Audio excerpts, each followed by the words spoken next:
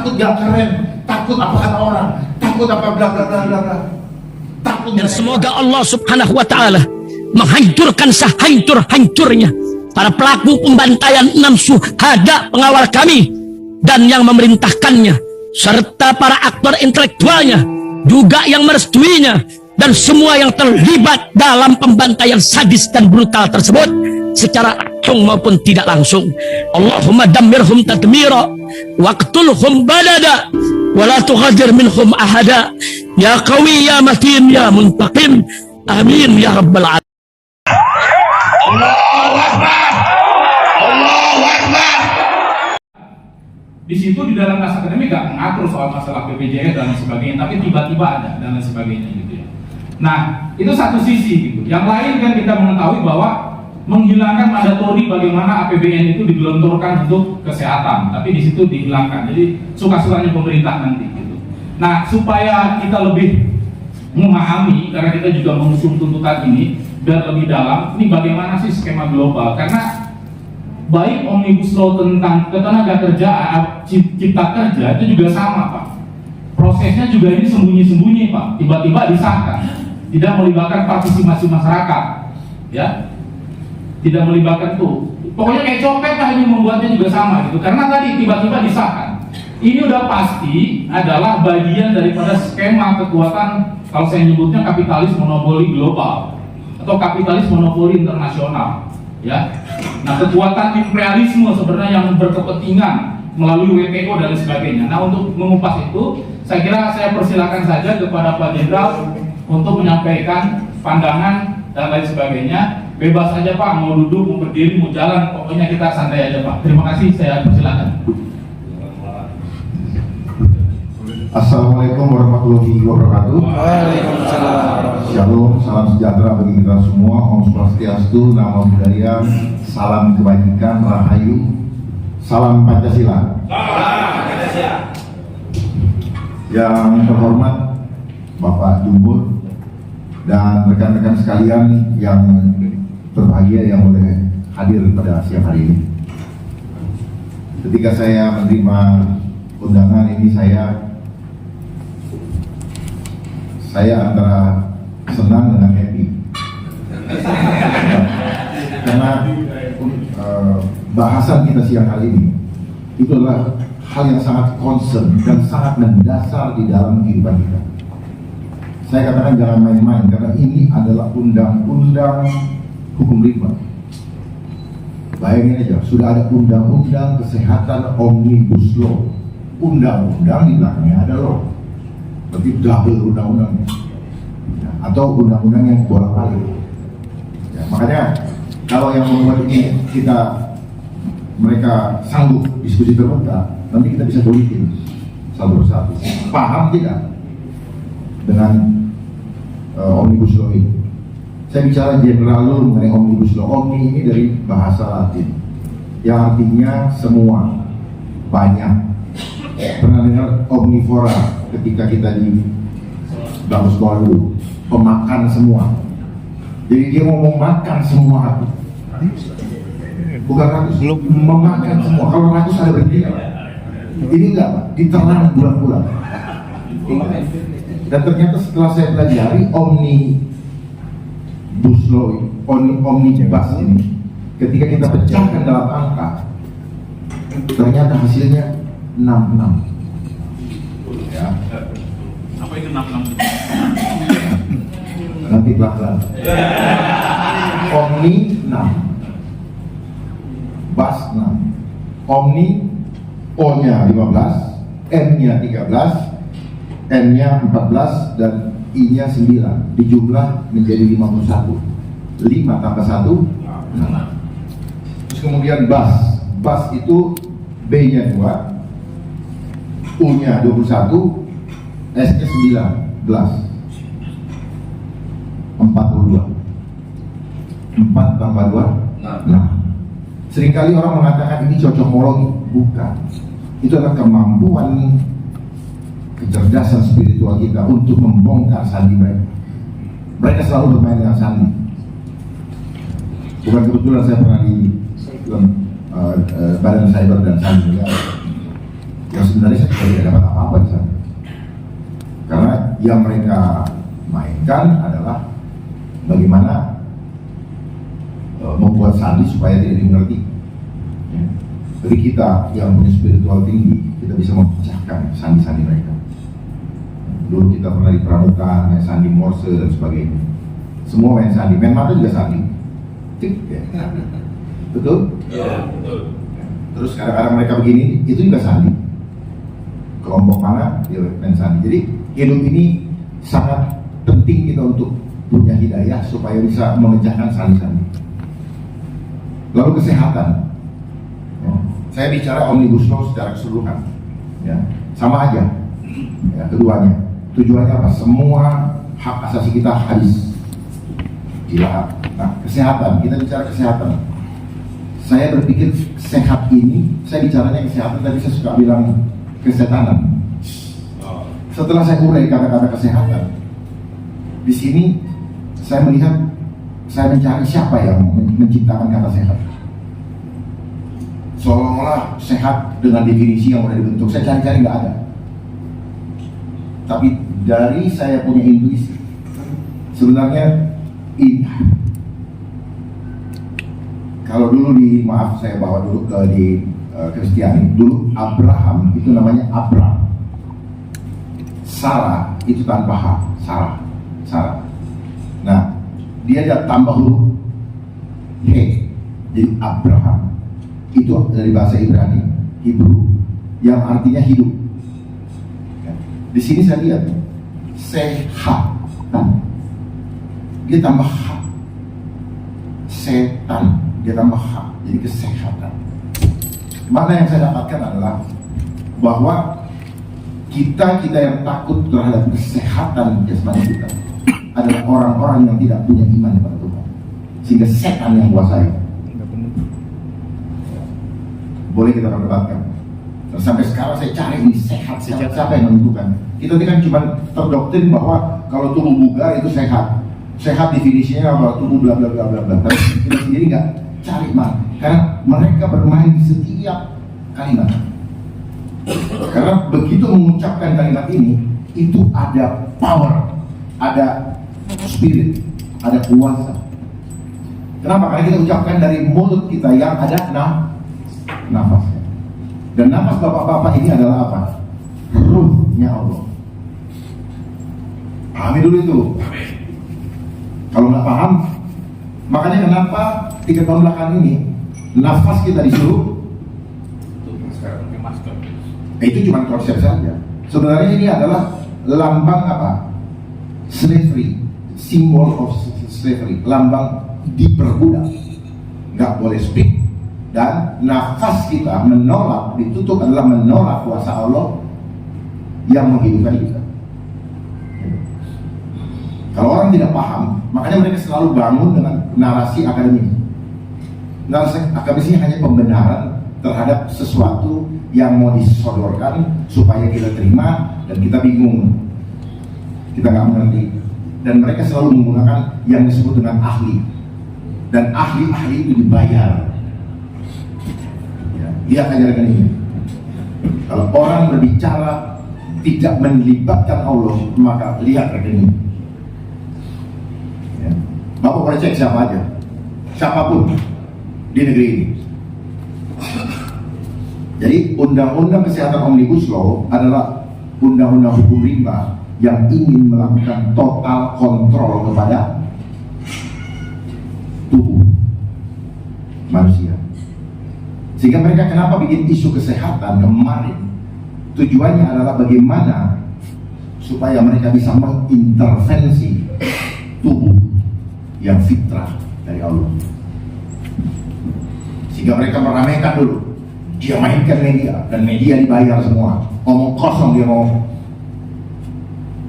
apa sosialisasikan, kalau nggak ada hepengnya, omong kosong. Kalau mereka bilang nggak ada, omong kosong, berarti lu tipu. Kemudian, nah sosialisasi ini bahasa lainnya adalah propaganda, adalah cara menyanamkan, memanipulasi alam bawah sadar tanpa disadari. Oh nanti ada A, B, C, D. Nah, yang mereka lakukan kemarin itu adalah pintu masuk menuju apa? Menuju digitalisasi, percepatan digital yang akan sebentar lagi terimplementasi di semua aspek kehidupan. Nah, undang-undang kesehatan ini saya bawa kemana-mana,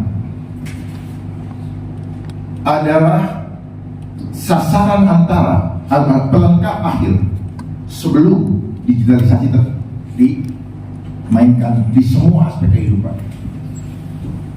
Kenapa mereka sesat tubuh? Karena tubuh kita ingin mereka koneksikan dengan digital. Makanya di sini ada apa? Menggunakan teknologi informasi dan komunikasi. Apa itu handphone? Bahasanya aja kayak begitu. Ujung-ujungnya handphone. Makanya handphone sudah di tangan kita semua. Ya. Dan definisi-definisi kesehatan pun di sini mereka mengurusin jiwa manusia. Dulu kemarin di draft yang ada bahasa spiritual. Sekarang mereka hilangkan spiritualnya, hanya bicara jiwa. Jiwa itu menyangkut mental dan spiritual. Jadi dia gabungkan supaya kelihatan. Kenapa mereka gabungkan? Karena mereka sendiri nggak paham spiritual. Mereka bukan orang-orang spiritual. Kalaupun spiritualnya spiritual dajjal. Nah, kenapa kesehatan dia ini? Kesehatan berhubungan dengan tubuh manusia, berhubungan dengan manusia. Nah, manusia itu terdiri dari apa? Roh, jiwa, dan tubuh. Nah, jiwa, roh dia tidak bisa kuasai. Kalau kita punya roh Allah di sini, tetapi jiwa dan tubuh dia bisa kuasai. Kalau rohnya yang menguasai bukan dari roh Allah, rohnya Dajjal, rohnya iblis, maka jiwa kita akan tunduk dan mengikuti. Nah, tubuh kita pergi kemana, kita mengikuti kemana, itu karena jiwa kita sudah kalah, udah tunduk. Makanya kita orang takut. Saya sini kamu, pasti di sini. Kenapa? Dia tunduk. Nah, ini yang mereka tundukkan. Dan undang-undang ini adalah paripurna, selesai semua. Sehingga saya mengatakan bahwa undang-undang ini adalah undang-undang kejahatan kemanusiaan yang mengkudeta kedaulatan Allah di dalam tubuh manusia. Tetapi dia jadi undang-undang. Padahal tujuannya, mens reanya, kalau ada orang hukum di sini, niatnya jahat. Kalau dulu ada pembuktian di pengadilan atau secara hukum, orang mencari apa sih motif daripada perbuatan yang dia lakukan ini. Sekarang tidak usah. Di sini motifnya udah di sini semua. Motifnya, kalau bahasa yang kerennya itu modus operandi. Ya, modus opera apa? Sandiwara, skenario. Jadi modus skenario-nya sudah ada di sini. Makanya modus operandi. Jadi tipu-tipunya dari hati manusia muncul dari perbuatan. Nah, tinggal tunggu nih perbuatannya. Dia punya unsur mau modus operandinya, sandiwaranya sudah ada di sini. Memang tidak secara letter dia menyatakan itu. Ya. Dan intinya mereka akan mainkan namanya kejadian luar biasa atau wabah. Ya. Jadi undang-undang ini adalah undang-undang yang sengaja untuk bikin parno. Ya. Pokoknya lu nggak boleh menjadi manusia mandiri yang punya iman kepada Allah, jadi parno. Artinya apa? Undang-undang ini sengaja untuk menggoyangkan orang-orang yang imannya kaleng-kaleng. Siapa di sini yang imannya kaleng-kaleng? Goncang pasti sama ini. Ya, percaya sama saya, pasti goncang. Taruhan. Bapak catat saya ngomong siang hari ini. Karena tujuannya seperti itu, Pak. Dia akan batasi lewat nggak boleh dapat pekerjaan, nggak boleh ini, asal apa? Nurut dulu. Ini undang-undang pertarungan akidah, pertarungan iman kita. Pilih Allah atau ikut dunia. Udah. Ini titik kulminasi, Pak. Nanti boleh kita ini ya. Ya kembali lagi tadi ya. Jadi jiwa kita itu milik Tuhan 100%. Tubuh kita ini hanya Tuhan yang punya hubungan private kita dengan Tuhan. Tubuh kita bukan hubungan hablumi nanas, tetapi ini adalah hubungan hablumi no. Ya pangkas itu. Bayangkan manusia mau ngawasi manusia, sementara dia manusia berdosa juga. Dia mau ngawasi kita, dia paksakan lewat ini. Dia mau jadikan tubuh manusia sebagai apa? Industri.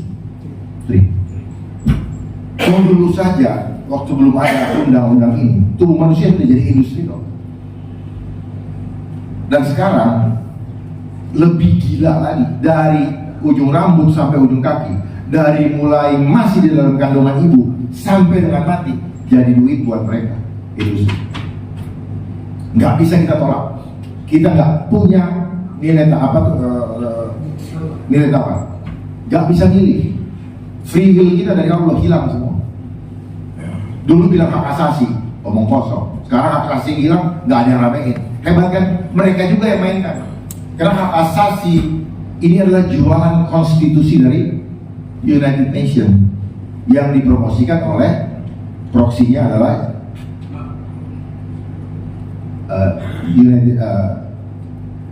Amerika Serikat.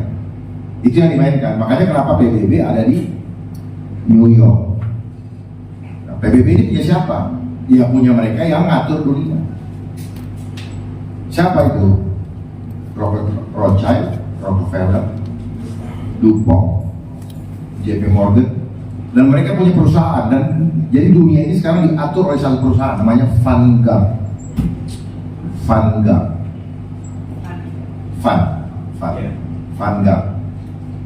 Dia yang atur semuanya. Jadi seluruh dunia ini sedang diindustrialisasi. Apa-apa di industri saya perhatikan dulu alis kita sudah dikasih Tuhan baik-baik, sama manusia mulai digambar-gambar. Jadi duit kan? Ya, bibir bagus-bagus, jadi duit. Dibikin begini, ya serat, alis, bulu mata, rambut, dagu juga dibikin sekarang. Ya, telinga sampai cinta juga industri. Bayangkan rasa perasaan aja jadi industri. Bayangkan. Jadi jangan kaget kalau jabatan jadi industri, keadilan jadi industri, undang-undang juga jadi industri. Makanya waktu itu ada sosialisasi dan harmonisasi tidak akan pernah terjadi. Yang tujuannya bukan itu. Tujuannya itu bikin orang bentrok mulu. Ya, saya baca ini supaya saya bisa juga lebih tajam ya. Jadi intinya adalah dia mau mengambil alih otoritas Tuhan terhadap tubuh manusia dan tidak bisa kita memilih. Seolah-olah kehidupan kita itu hitungan matematika, dan mereka mau atur kita mulai dari lahir sampai mati, dan apa yang masuk ke dalam mulut kita itu mereka mau atur. Susu untuk bayi juga mereka atur, dan susu itu nanti membuat karakter bayi apa? Bukan jadi kayak manusia fitrah. Reproduksi juga. Makanya dulu ada namanya BKKBN kan, itu tujuannya untuk ini, tapi gagal. Karena orang nggak suka pakai kondom, ya, dia bilang nggak nyaman lah dan sebagainya. Itu belum berhasil terus. Makanya perhatikan selama ini ada banyak bermunculan lembaga non struktural yang ada huruf B-nya. Perhatikan, badan, bla bla bla bla. Terus ada huruf K-nya, komisi. Itu semua agenda mereka. Ada yang di luar pemerintahan, ada yang di dalam pemerintahan. Yang di dalam pemerintahan seperti Menpan RB. Itu ngatur semua bagaimana kinerja berdasarkan apa? Kuantitatif. Bahkan struktur-struktur mulai dipangkas, tidak ada lagi eselon 4, tidak ada eselon 3. Orang naik pangkat hitungannya apa? Banyak-banyakin seminar supaya bisa dapat angka naik pangkat. Ya, semua mereka itu. Dan mereka menilai semua bagaimana kinerja pegawai negeri. untuk dihitung kinerjanya dan nanti dapat dibayar dia punya komisi oleh Kementerian Keuangan. Seperti itu mekanismenya. Terus ada lagi yang namanya Kominfo. Kominfo juga agenda mereka. Untuk apa? Untuk menguasai konten di seluruh media sosial, seluruh isi gadget ini. Ya mereka ini. Jadi kalau tidak benar mereka bilang hoax. Menurut definisinya mereka sendiri. Karena apa? Mereka menciptakan kebenaran tunggal. Semua hanya boleh yang kata itu. Makanya ada seorang menteri yang sekarang sedang bermasalah dengan BTS. Saya pernah dengar videonya mengatakan bahwa kalau bla bla bla sudah bilang hoax, ya hoax. Jadi pokoknya apa siapa? Nah, sama juga dengan ini. Jadi ini isinya muluk-muluk, tapi dalamnya jahat sekali. Jahat sekali. Terus kemudian intinya apa? Mereka akan menciptakan KLB, kejadian luar biasa. Hati-hati nih dengan sekarang adanya apa namanya katanya polusi. Ya. Padahal harus diselesaikan polusinya. Bagaimana selesaikan polusinya? Lihat aja setiap hari itu ada banyak pesawat terbang ngelemparin kimia-kimia beracun. Sentral. Gitu, oh banyak yang tahu. Itu yang semakin lama merusak ozon. Lihat aja, udah nggak pernah langit kita lihat biru lagi. Tapi tidak di semua tempat di Indonesia ini. Dia nyari tempat-tempat yang apa? Banyak penduduknya. So, banyak penduduknya kenapa? Ya karena sasarannya itu. Karena orang kota ini adalah orang-orang yang lemot, ya, nggak mau meninggalkan comfort zone-nya, maunya di situ terus. Padahal kota ini nanti akan jadi penjara digital. Nah ini nanti akan menjadi penjara digital bagi kita semua. Karena mereka ingin menghubungkan tubuh kita dengan teknologi. Terhubung. Bagaimana caranya? Nanti ingat, akan terjadi pemasangan chip.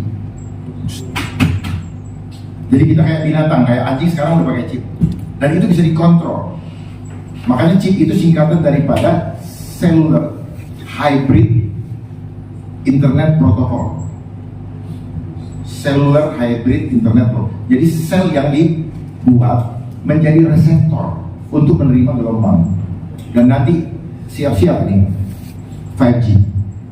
Itu yang akan membuat kemanapun Bapak pergi akan terdeteksi.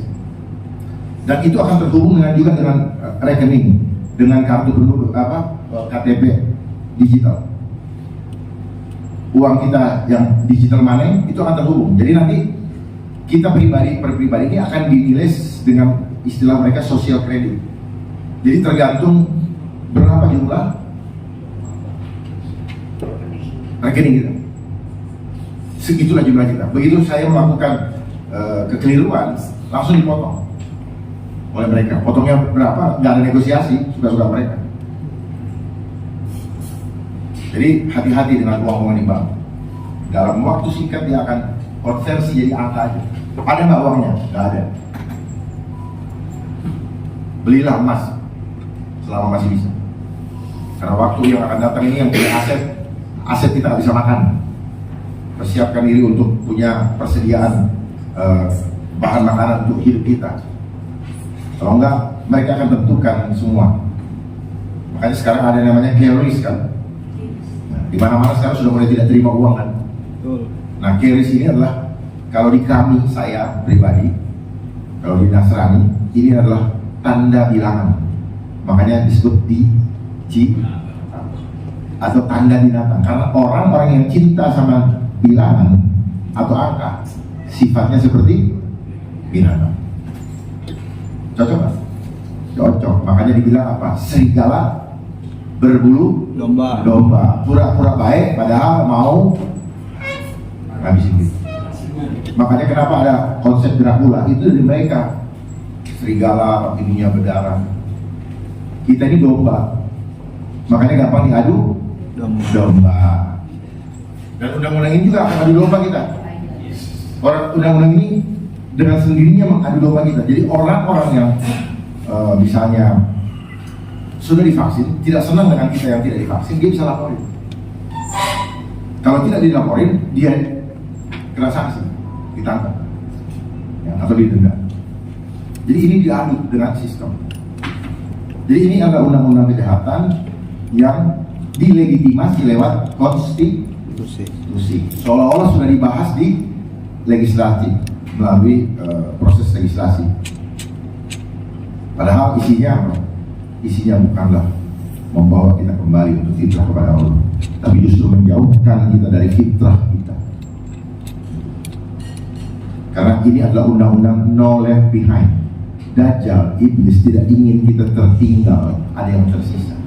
Intinya sih, seperti Allah tidak mau ada satupun yang tersisa. Dia mau semua kembali kepada dia. Tapi ini, makanya ini kenapa dibilang sistem Dajjal, fitnah Dajjal.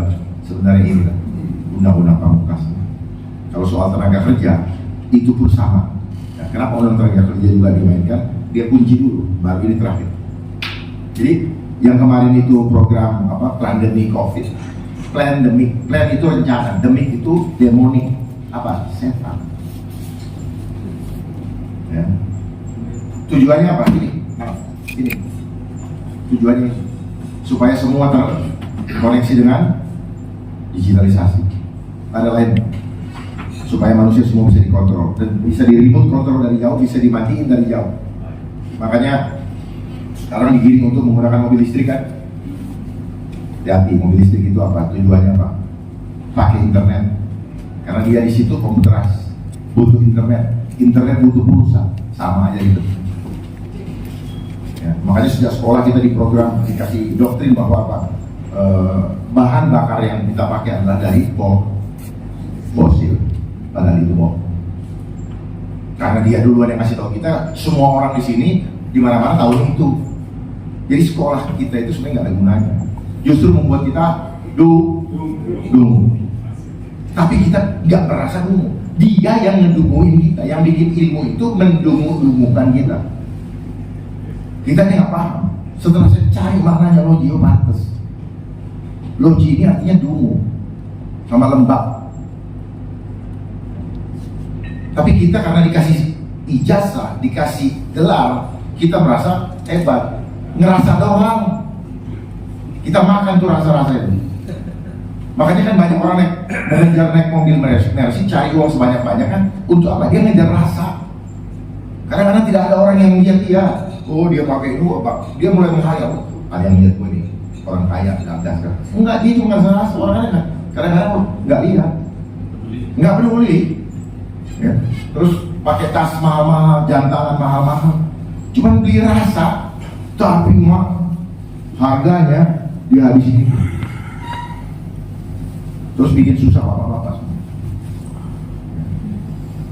Dan apa yang terjadi yang bapak-bapak rasakan saat ini adalah keadaan yang dikondisikan oleh suatu protokol. Karena ada 24 protokol yang mereka sudah siapkan dari jauh-jauh hari. Nanti bisa ditanya, ya, protokolnya apa? Protokol Zion. Ada 24 protokol yang semuanya diimplementasikan dalam sistem ketatanegaraan ini. Nah, kembali lagi, jadi kalau kemarin mereka sudah kuasai geografi, sekarang mereka ingin kuasai demografi. Geografi dan kekayaan alam sudah dan sedang mereka kuasai. Makanya saya pernah sampaikan dalam pembicaraan saya di beberapa forum yang lalu, cara mereka menguasai suatu negara dengan memainkan namanya Astagatra. Ada yang tahu Astagatra? Astagatra itu Trigatra ditambah Pancagatra. Yang mereka ingin kuasai Trigatra. Trigatra ini apa? Geografi, demografi. Geografi itu wilayah Indonesia. Demografi itu penduduk, bukan saja tubuhnya tapi nanti jiwanya juga. Yang ketiga kekayaan alam. Nah, geografi otomatis dia kuasai kekayaan alam. Nah, tinggal demografi. Inilah tuntas nih, demografi dia kuasai. Makanya KTP kenapa pakai ada agama kan? Ya, sehingga dia membangun konflik antara mayoritas dan minoritas. Ini sistem permainan sistem. Agama mau ditulis.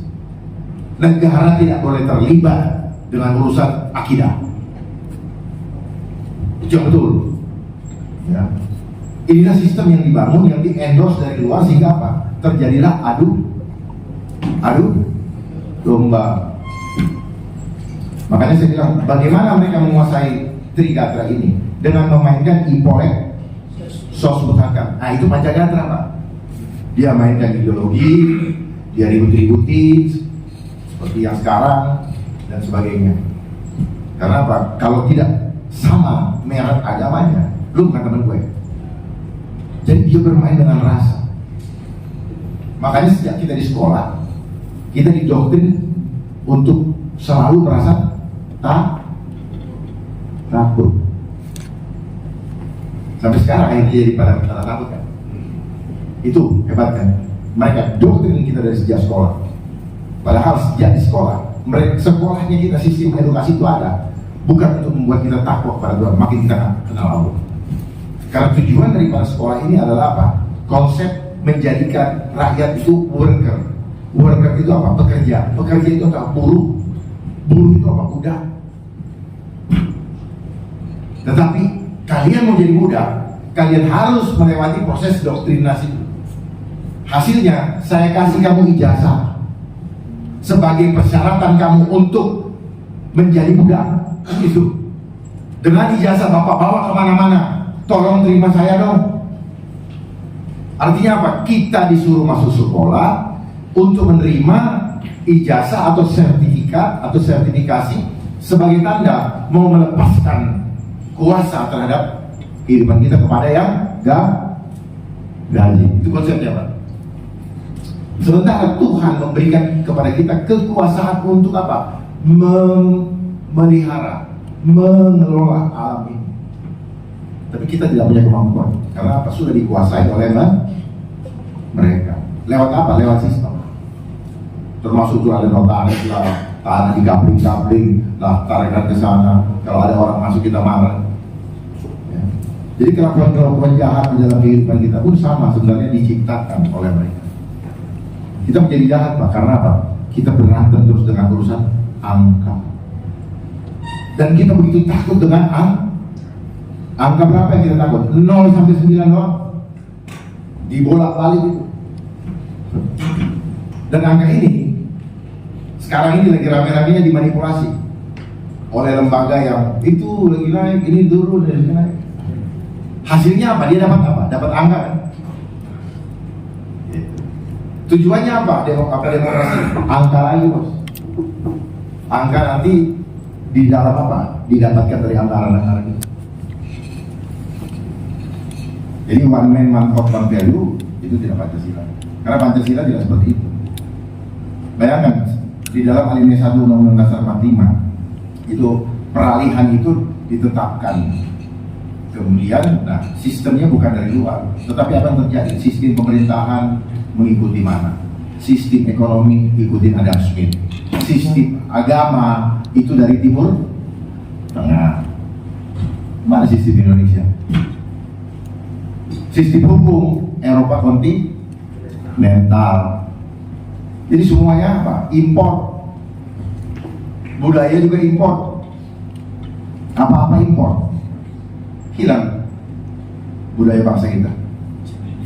Tidak ada. Boleh dicek, nggak ada. Adanya organisasi buruh dari mana? Jadi permainan ILO, Pak. Permainan ILO, Pak. Jadi mereka ciptakan semua ini. Jadi si pengatur regulator dimainkan juga sih. Jadi kita selalu nggak pernah aman, Pak. Kesulitan diciptakan, rekan-rekan marah, gunakan ini untuk ini. Jadi kita nih betul-betul diadu domba pada sesama anak bangsa. Baik, sadar nih. Makanya kita harus cari akarnya. Jangan cuma kenapa uangnya kurang. Udah itu nanti otomatis akan selesai sendiri. Kalau akar kankernya kita potong, ada anggaran banyak keluar untuk mengatasi ribut-ributnya bapak-bapak. Nggak keluar lagi, Pak. Sementara mereka enak-enak pergi karaokean. Bapak ribut-ribut di depan ke sana, mereka karaoke, Pak. Gimana? Saya tahu gimana. Sian banget. Sedih saya lihatnya. Saya cuma lihat di TV, lihat di YouTube lain. Mereka di sana, gimana? Ada itu di sana, nggak peduli. Apakah mereka orang-orang bodoh? Enggak, mereka orang-orang yang sangat pintar. Mereka adalah orang-orang yang sangat pintar, dan karena kepintarannya mereka berpura-pura bodoh. Gitu. Belagak pilot. Bukan orang bodoh. Agak berbeda dengan yang disampaikan oleh abang kita. Ya. Walaupun mungkin sedikit maknanya mirip-mirip, tetapi sebenarnya apa? Mereka itu orang-orang pintar, bukan orang cerdas ya. Karena orang pintar itu selalu mengejar apa yang dia mau, tetapi dia nggak mau tahu dengan apapun juga. Yang penting kumaha aing, bagaimana gue, yang lain bodo amat. Itulah karena sistem edukasi kita selama ini menggiring kita untuk menjadi manusia yang ego. Karena selama kita di sekolah, selama kita di bangku sekolah, yang ditanamkan, yang diisi adalah mind, pikiran. Body kita tidak dilatih, apalagi soul kita, membuat kita tidak mengenal siapa jati diri kita. Kita tidak mengenal siapa pencipta kita. Penuh dengan apa? Dengan kreativitas, dicepokin, kagak ada yang benar padahal. Pikirannya bilang menolong, badannya kagak mau. Karena badannya nggak dilatih, Pak. Sadar nggak ya? Maunya badannya itu apa? Gebuk. Kalau dilatih badannya untuk gebuk, bukan untuk mengasihi, untuk bisa nolong orang. Ada orang jatuh, itu yang bilang peringat tangan. Orang ingat tangan kalau nggak dilatih. Nah, selama kita di sekolah, apalagi sekarang ya, sekolah dari pagi sampai sore, yang diperbesar kepalanya, apa yang terjadi? Sakit badannya. Apalagi soul, jiwa, dia nggak mengenal Allah. Bicara bodinya harus diurus dulu. Kalau badan kita sehat, kita bisa berpikir dengan jernih. Ini enggak. Bicara body, maka kita harus punya aktivitas, termasuk nutrisinya. Nutrisinya mana? Malah banyak yang stunting. Dihancurkan juga, pertanian dihancurkan semua. Mana orang Indonesia asli yang punya pertanian? Enggak ada, yang ada jadi buruh. Kenapa? Gara-gara mau sekolahin anaknya ke kota. Jadi konsep mereka bagaimana membuat eksodus, tapi mereka kuasai kota. Apa? Seolah gali ilmu setinggi-tingginya, pergi ke kota. Sudah dapat anaknya sarjana, tanahnya dijual untuk biayai. Setelah anaknya jadi sarjana, dia nggak mau kembali lagi ke sana. Dia nyaman di kota karena sudah punya sarjana, sudah megang sarjana, nggak mau macul. Kalau macul katanya hina. Coba. Akhirnya ya itulah. Kita diperbudak oleh ego kita. Nah, orang ego, kalau sudah ego, itu gampang diperbudak. Makanya kenapa orang-orang itu yang ego banyak sekali di negeri ini. Dan mereka itu potensinya paling tinggi untuk menjadi pengkhianat kepada bangsanya. Karena ego tadi yang sudah ditanamkan. Mereka sadar? Enggak. Mereka anggap ini adalah suatu proses yang memang harus mereka yang biasa saja. Dan mereka yang sudah jadi bos nggak mau turun jadi anak buah. Dia pertahankan terus posisi comfort zone-nya sebagai bos. Itu yang terjadi. Kenapa ada yang masih mau begini, mau lanjut dan sebagainya? Karena enak sekali rasanya itu, uang itu manis. Walaupun nanti hasilnya akan mubtadir. Nah, sebelum adanya undang-undang ini, kita pun selamanya ini sudah dihancurkan. Kita punya body intelligence. Tubuh kita adalah pilihan kita. Tetapi dengan program muluk-muluknya, mereka sudah membuat apa? Konsep anak-anak bayi perlu imunisasi. Pada saat itu, dia sudah merusak sel. Tujuannya apa? Berikan masalah, ciptakan reaksi, lalu berikan solusi. Jadi tubuh manusia dijadikan ATM selama hidup, baik medis maupun gigi. Makanya kenapa banyak yang sudah bolong, karena dikasih busa, baking soda sama fluoride. Tapi kalau kita bersama modern, pakai itu behel, pakai itu gigi palsu, termasuk saya. Iya. Mau obat itu mahalnya tahu 50 juta tuh, mau diimplan di mana? Duit dari mana tuh? Akhirnya kita kejar uang sebagai rasa aman kita. Makanya bahasa Inggrisnya mereka bilang saving. Bukan Tuhan yang mengamankan kita, tapi uang. Nah, tubuh kita ini punya kecerdasan. Jadi sebenarnya tubuh kita ini tahu apa yang boleh, apa yang tidak. Tetapi dengan undang-undang yang terakhir ini selesai, kita tidak punya lagi hak untuk menentukan tubuh kita mau bagaimana atau bagaimana. Bahkan di undang-undang ini juga ada namanya terapi atau metode paliatif. Metode paliatif itu seperti ini: orang yang sudah tidak bisa disembuhkan secara medis, dia harus dipastikan kualitas hidupnya nyaman menghadapi kematian. Apa itu artinya? Kemungkinan dia disuntik bego dan akhirnya suntik metode. Jadi di sini banyak istilah-istilah yang bukan bahasa Indonesia. Sengaja apa mereka nggak bisa terjemahkan? Kayaknya sih nggak bisa terjemahkan, kalau terjemahkan agak panjang. Terus tadi apa? Apa namanya? Itu lagi. Kalibrator in vitro. Kalibrator in vitro ini ya tadi menempatkan software di tubuh manusia, yaitu tadi software chip. Ya. Jadi banyak sekali ini adalah yang sebenarnya ini niatnya jahat, tapi dia masukkan di dalam undang-undang. Nanti, apalagi kalau dikaitkan dengan program Sustainable Development Goals, ada 17 program berkelanjutan. Contohnya misalnya gini, mengentaskan kemiskinan rakyat. Tujuannya apa? Sebaliknya, semakin memiskinkan rakyat, supaya rakyat betul-betul nyembah, minta makan kepada si pengatur sistem. Ini, coba lihat semua program-program itu. Dan di sini saya ada bawa. Kenapa saya banyak tahu juga? Saya punya agenda mereka, punya roadmapnya mereka. Ini ada semua di sini. Ini mulai dari COVID, 5G. COVID ini bukan penyakit. Mereka bilang penyakit, mereka paksakan. COVID ini singkatan sertifikat, C-nya, O-nya off, V-nya vaksin, I-nya identification, D-nya digital, 19-nya, 1-nya A, 9-nya I, artificial intelligence. Jadi orang dipaksa untuk menerima vaksin dan menerima sertifikat sebagai identitas digital. 19-nya apa? Artificial intelligence. Jadi kita di tracking kemanapun kita pergi, itu tujuannya.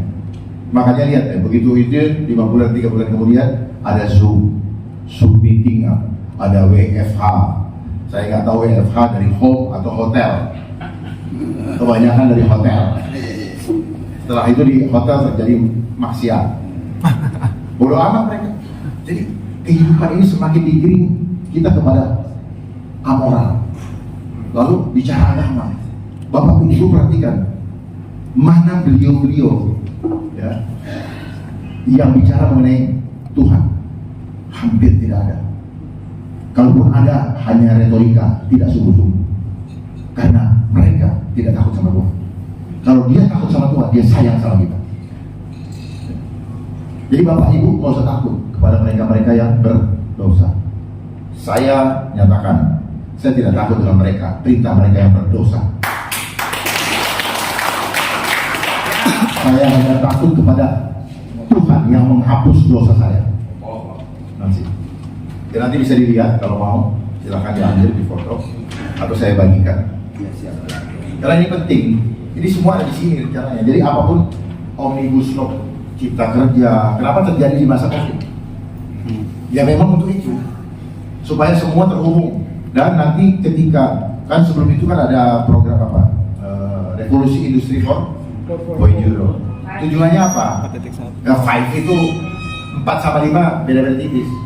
Tujuannya cuma satu, kurangin lapangan pekerja, gantikan dengan teknologi. Selesai. Jadi ujung-ujungnya tadi mereka menjual konsep apa? Efektif efisien. Itulah dari dulu dia. Efektif efisien akan berhubungan dengan apa? Data empirik, dengan angka. Ya. Buat dia enak. Kita bangun sistem, udah itu kita dipecat. Apa di PHK. Bapak lihat aja omongan saya. Itu akan terjadi nanti. Akan terjadi. Ya, tidak akan kekal. Karena memang dunia ini tidak kekal. Jadi yang lebih penting lagi adalah bagaimana bapak-bapak memahami kehidupan ke depan. Ya, kita ini hanyalah sasaran antara mereka.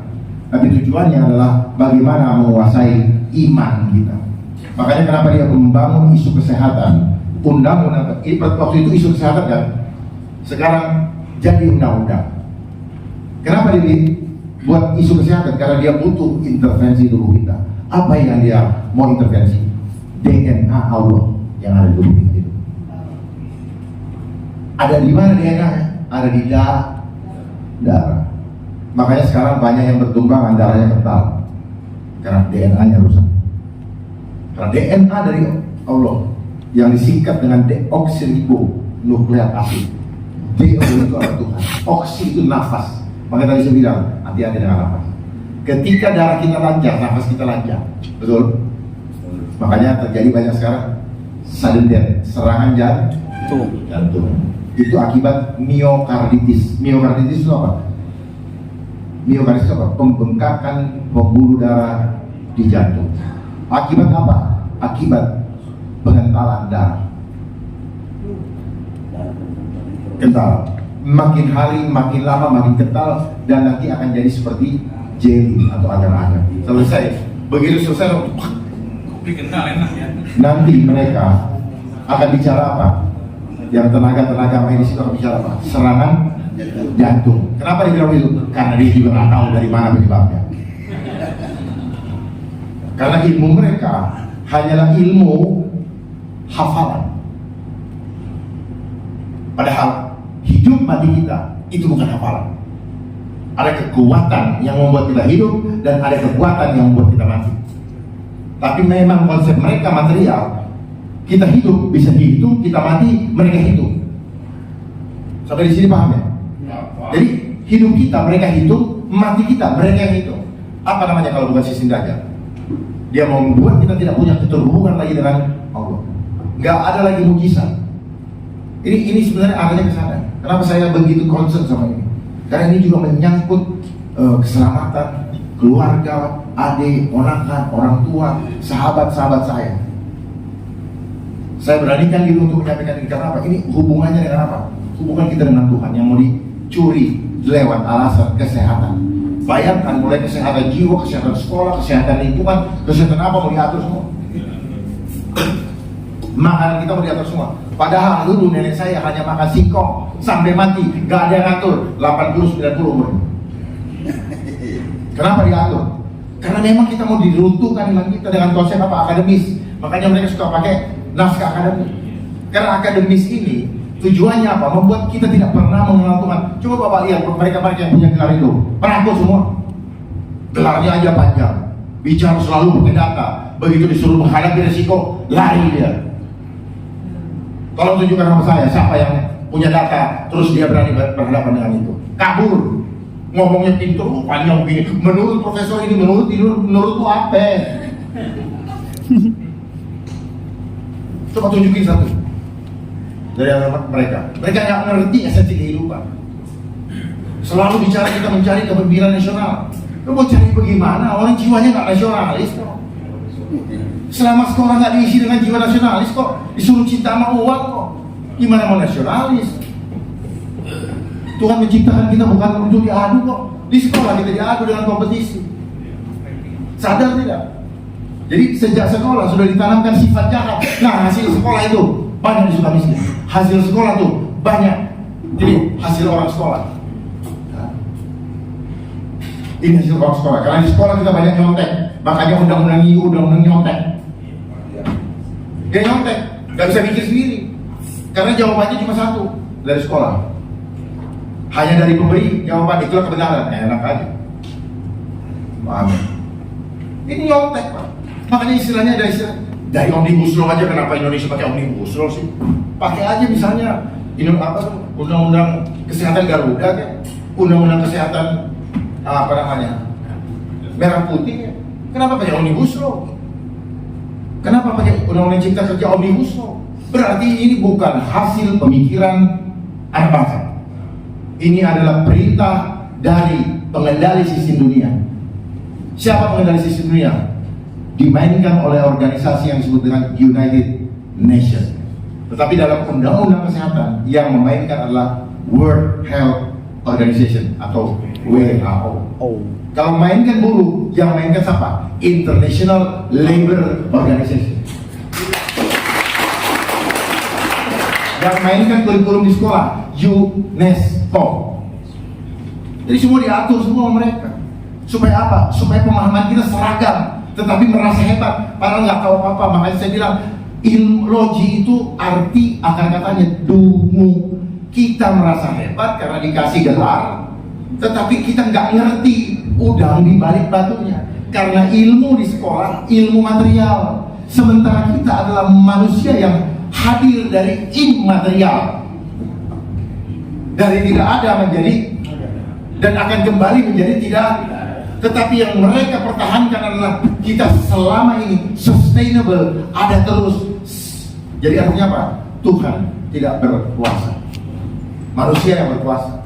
Manusia menguasai manusia lain menggunakan teknologi. Sementara teknologi ini adalah milik Tuhan. Kenapa? Dari kemampuan manusia, ciptaan Tuhan, dia bisa membuat teknologi.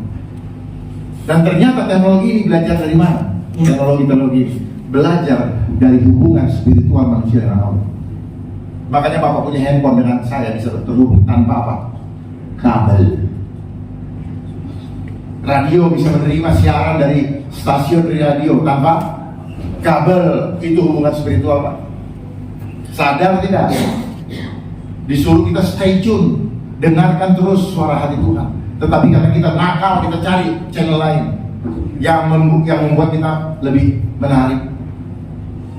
Iblis tidak bisa menguasai hati kita, tapi kita yang tolol, kita yang tidak paham, kita yang rakus, menyerahkan hati kita untuk dikuasai iblis. Dia hanya menggoda kita kok. Dia hanya menggoda kita, nakut-nakutin. Lewat apa? Lewat semua gambar-gambar, lewat narasi-narasi, lewat apapun juga yang disampaikan, baik oleh orang yang dikatakan ahli, baik mereka yang punya kedudukan, maupun lewat media. Orang beli handphone, orang beli tas, orang beli mobil, apa gara-gara lihat media kok? Itu diganggu terus. Manusia hanya bermain dengan apa? Pikiran, dengan perasaan. Jadi kehidupan kita itu dikuasai oleh imajinasi. Nah, itu aja kok. Orang takut gara-gara apa? Imajinasi. Orang beriman dengan imajinasi. Ada lain. Nah, permainan imajinasi ini mereka nggak ajarin di ilmu material, ilmu sekolah nggak diajarin. Gitu. Makanya kenapa kita sangat sedikit orang-orang yang sungguh-sungguh punya spiritualitas kepada Tuhan. Karena tidak diajarin bagaimana caranya beriman. Cuman omongin beriman, tapi kagak ngerti caranya beriman. Cuman teori aja. Makanya kita semua ini hasil didikan dari sekolah, semuanya jadi pedagang obat. Apa yang didengar, apa yang dilihat, diomongin kayak Bero juga. Dia jualan buat apa? Buat bikin orang baik kan? Enggak. Buat orang supaya keluar duitnya. Sadar nggak kita? Sebenarnya Bapak Ibu nggak usah hidup sulit-sulit. Kalau seandainya mereka mengatur kehidupan ini dengan hati dan takut sama Tuhan. Karena mereka punya tanggung jawab kepada jiwa Bapak Ibu masing-masing. Di dalam apa? Di dalam bertanggung jawab kepada Tuhan. Bahwa ketika seseorang lahir di bumi Nusantara ini, dia punya hak hidup yang sama dan wajib. Yang ngatur sistem itu harus itu konstitusi, harus menjaga sampai mati, bukan menganiaya sampai mati. Tapi apa yang terjadi? Bapak Ibu teriak-teriak, nggak ada yang dengar.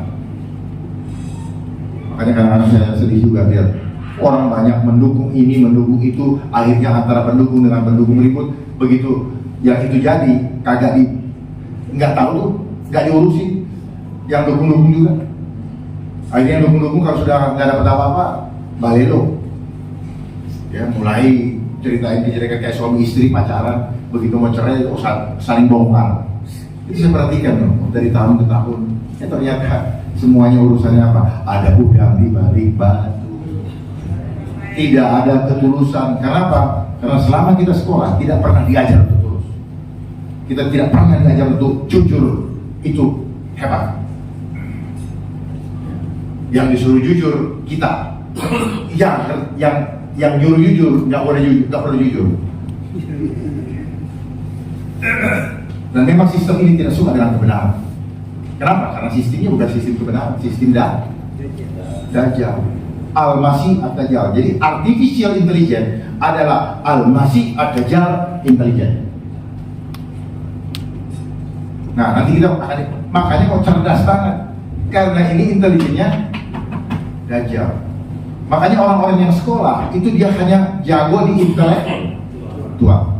Begitu konsepnya intelijen main, intelek, buyar.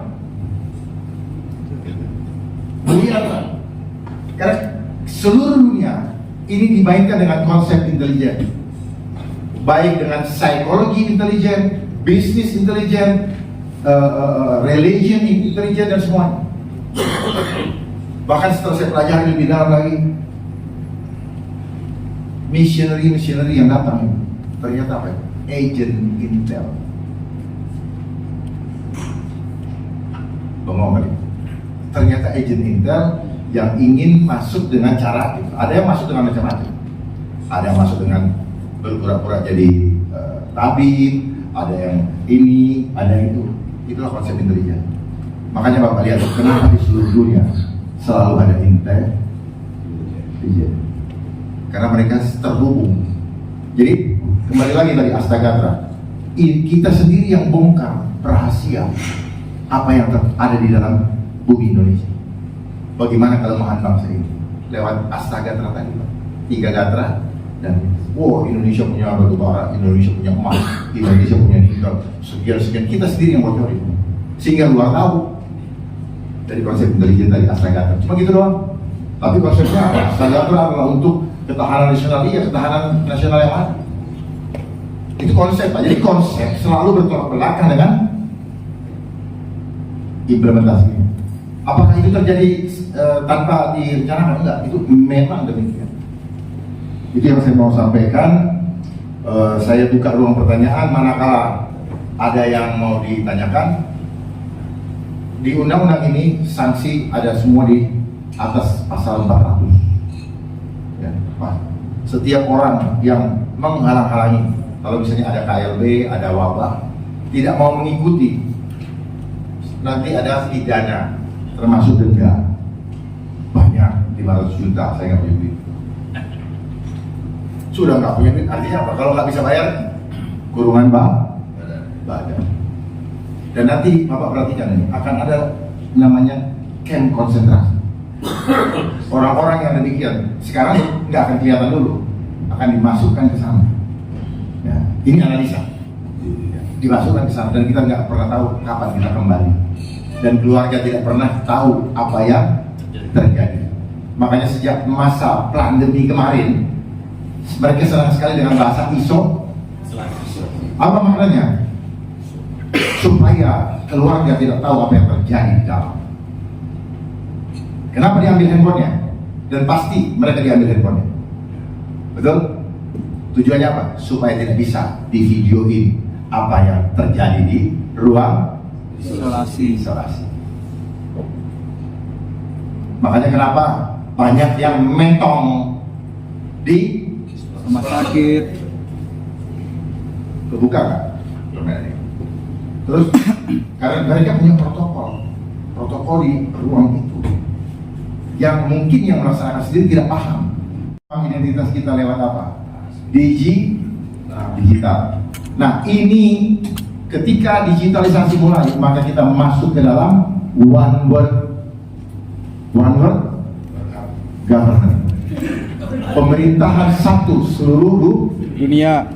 Kita akan masuk dengan one world currency, uang digital yang diatur seluruh dunia. Yang ketiga, kita akan masuk ke dalam era one world religion. Tidak ada lagi agama-agamaan. Hebat nggak mereka? Jadi mereka yang memainkan sistem di diri, mereka juga yang membentuk agama-agama itu. Itu kita ribut berdasarkan agama impor. Makanya ketuhanan yang Maha Esa itu jelas sekali, itu adalah hadiah dari Allah bagi kita. Pancasila. Jalankan satu persatu, jangan loncat dari satu langsung 5, nggak bisa. Karena Pancasila, ketuhanan yang Maha Esa adalah pertama. Itu nilainya ikhlas menerima. Innalillahi, ikhlas menerima. Terus masuk ke sila kedua. Kalau kita sudah ikhlas menerima, kita mau terima Bapak mukanya hitam, putih, hidung mancung, rambut keriting, botak, dan kita terima. Ikhlas. Kita terima ada gunung dan sebagainya. Kedua, keadilan sosial, kemanusiaan yang adil dan beradab. Bapak tidak akan bisa beradab kalau nggak adil. Lah, selama di sekolah kita udah diajar itu tidak adil loh. Bapak membandingkan saya dengan situ dari angka. Makanya orang nggak peduli. Ya. Angkanya dia peroleh dari hasil baik atau jahat, dia nggak peduli. Karena yang dia pedulikan adalah Pak, ketika orang lihat, orang hormati dia karena apa? Angkanya banyak di bank. Betul? Makanya kenapa orang senang sekali mau ini, pengen membangun imajinasi. Gua dihargai orang.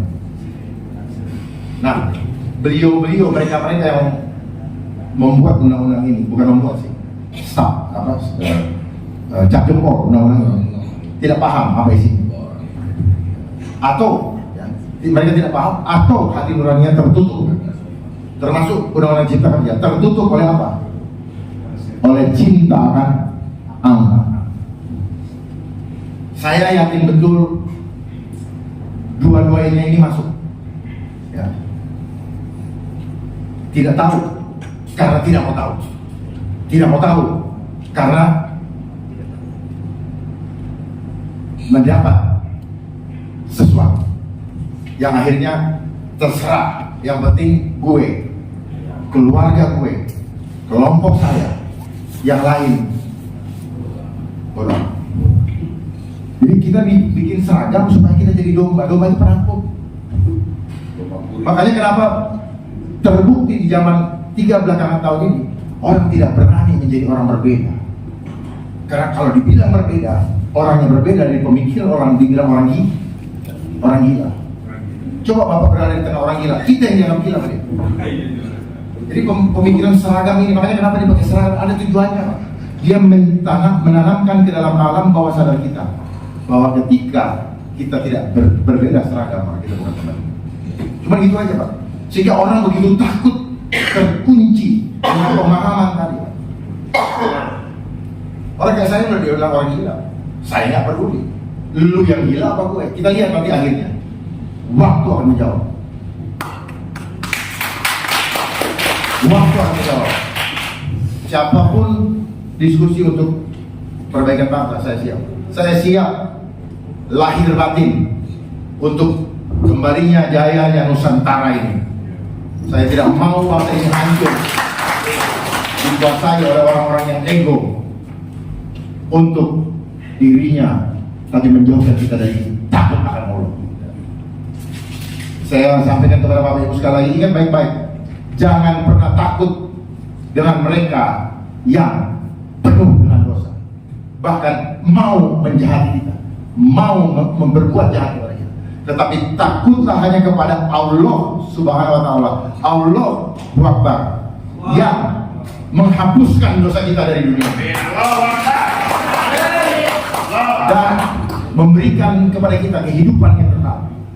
Jadi terlepas ini nanti akan dicabut atau tidak, tantangan kita adalah yang tadi saya sampaikan, takutlah hanya kepada Dia, karena dunia ini sedang dikuasai oleh orang-orang yang berhati jahat, bukan orang berhati baik. Jadi dibatalkan atau tidak itu urusan Allah, tapi tugas kita perkuat iman kita masing-masing. Karena yang sudah sampaikan, undang-undang ini adalah isinya adalah mensreanya adalah mensrea jahat, bukan yang baik. Tinggal nanti kita lihat hasilnya. Catat omongan saya, ini akan terjadi. Saya berharap seandainya pemilu ini berlangsung dan terjadi pemilihan, Kalau ada di antara salah satu saja yang bersedia untuk mengikatkan janji kepada bapak-bapak bahwa dia akan cabut baik undang-undang kesehatan Omnibus Law maupun undang-undang cipta kerja, saya rasa mereka, bukan mereka, dia, karena cuma satu kan, dia layak bapak dukung.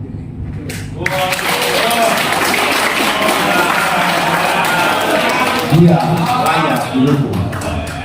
Karena ini menyangkut harkat hidup martabat Tuhan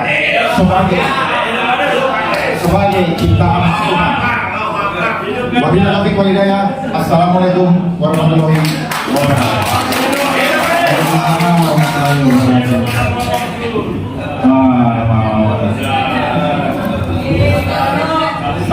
Sampai serius ya. Oke, kawan-kawan, pas ya. Jadi waktunya pas. Jadi sekarang masih ada waktu untuk kita bisa setengah jam. Kalau ada kawan-kawan mau bertanya ataupun mau perdalam, saya buka, silakan. Satu ada Bu Narti, siapa lagi? Bung, ini terus satu lagi. Ya, Pak Baso. Silakan Bu Narti dulu. Kita tolong.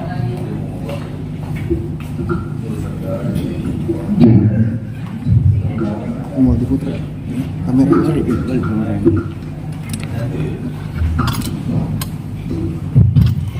Terima kasih kepada Bapak Jenderal yang tadi saya mendengarkan walaupun sambil ngantuk-ngantuk sawi-sawi karena habis makan biasanya kami ngantuk dan Panggil saya aja nama Bu. oh iya. Kebetulan saya masih muda harus manggilnya. Dan nggak perlu juga panggil itu, karena kita sama. Ya, ini hanya predikat yang dibuat oleh manusia membuat saya menjadi sombong. Dan haruskan semua predikat itu, kalau kita sama di mata Allah, itulah Pancasila. Oke, terima kasih. Mudah-mudahan apa yang tadi disampaikan itu menjadi kebiasaan bagi kita semua. Saya bangga bahwa ada seorang polisi yang masih aktif hari ini. Kebetulan saya di polisi. Karena saya selalu mengatakan saya kecewa. Kenapa? Saya memisahkan dua fungsi ABRI menjadi TNI Polri, tapi hari ini bagi seorang perempuan unta ini, saya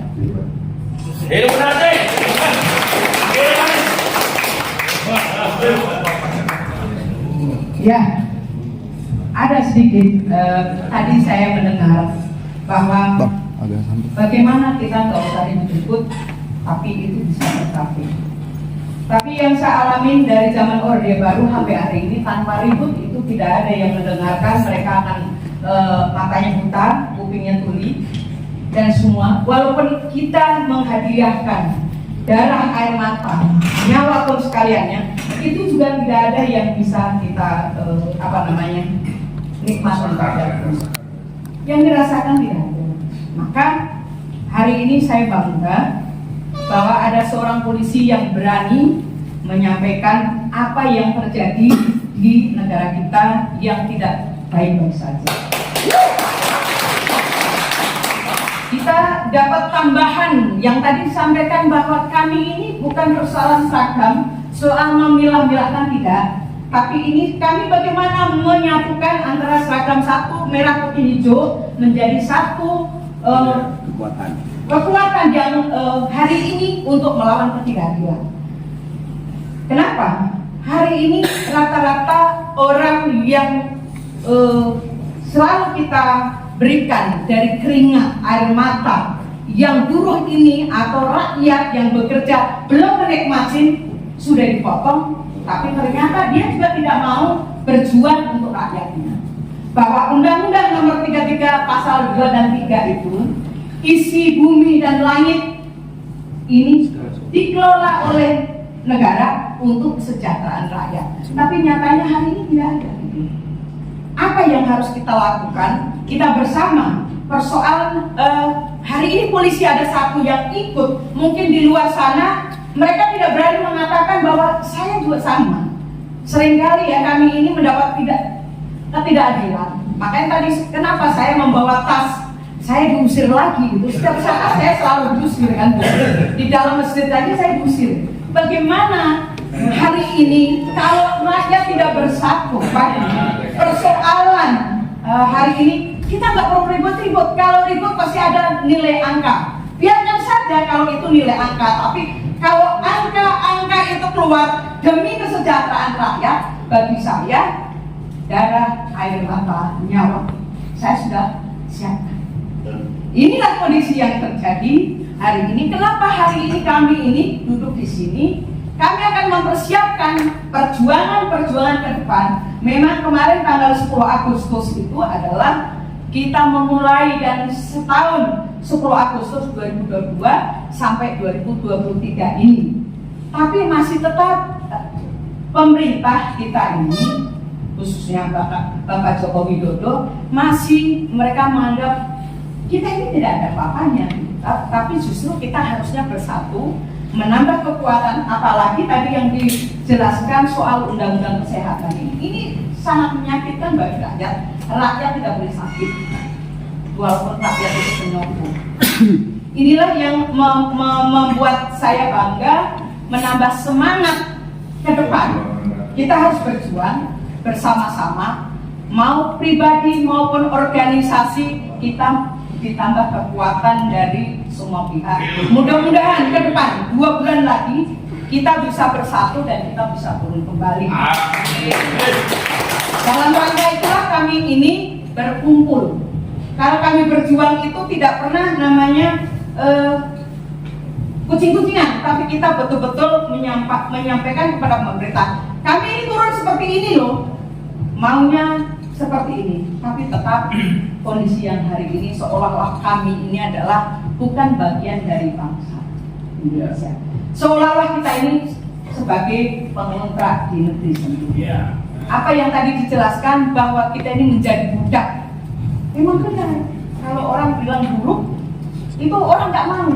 Bukan karyawan, pekerja, buruh ini adalah bagian dari budak. Maka bangsa Indonesia itu hanya sekedar sebuah nama aja mereka ribut. Tapi bagaimana persoalan kesejahteraan bangsa ini tidak harus diributkan.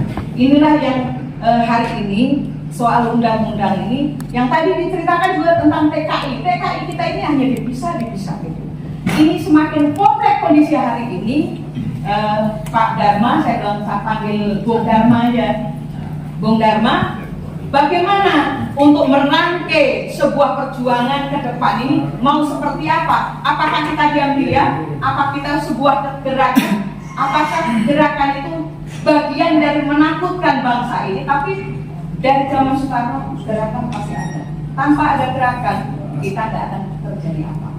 Perubahan itu dari semua gerakan. Yang ketiga, bahwa hari ini mendekati capres siapa? Memang sampai hari ini saya juga nggak percaya apakah capres nanti setelah dia mengatakan oh ya nanti saya akan mencapres, saya nggak percaya. Karena Pak, di belakang mereka ini semua oligarki. Apakah kita bisa jamin bahwa mereka mampu untuk mencabut undang-undang Omnibus Law Cipta Kerja?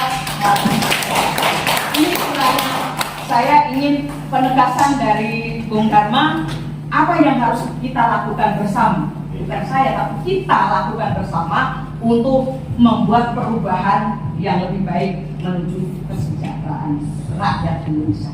Saya rasa itu. Terima kasih. Assalamualaikum warahmatullahi wabarakatuh. Terima kasih Bu Sunarti. Terima kasih Bu Sunarti. Jadi apa yang disampaikan Ibu Sunarti banyak lebar. Sebenarnya sama dengan yang lain pun merasakan, yang tidak tergabung di dalam kelompok atau ikatan ini. Semua merasakan hal yang sama. Kalau dibilang istilah buruh atau budak, saya juga termasuk budak ternyata. Karena kata budak itu berasal dari gawai, pegawai. Ya, cuman kami keren-kerenan aja pegawai. Enggak budak juga karena masih digaji. Ya, cuma bidang kita beda-beda. Nah, apa yang sekarang dirasakan sebenarnya ini proses panjang. Proses panjang mulai sejak Soekarno menarik diri Indonesia dari United Nations. terus membuat suatu gerakan yang disebut gerakan Konevo. non-blok, Non-blok. membuat Konevo dan sebagainya. Nah, dari situlah mereka merencanakan.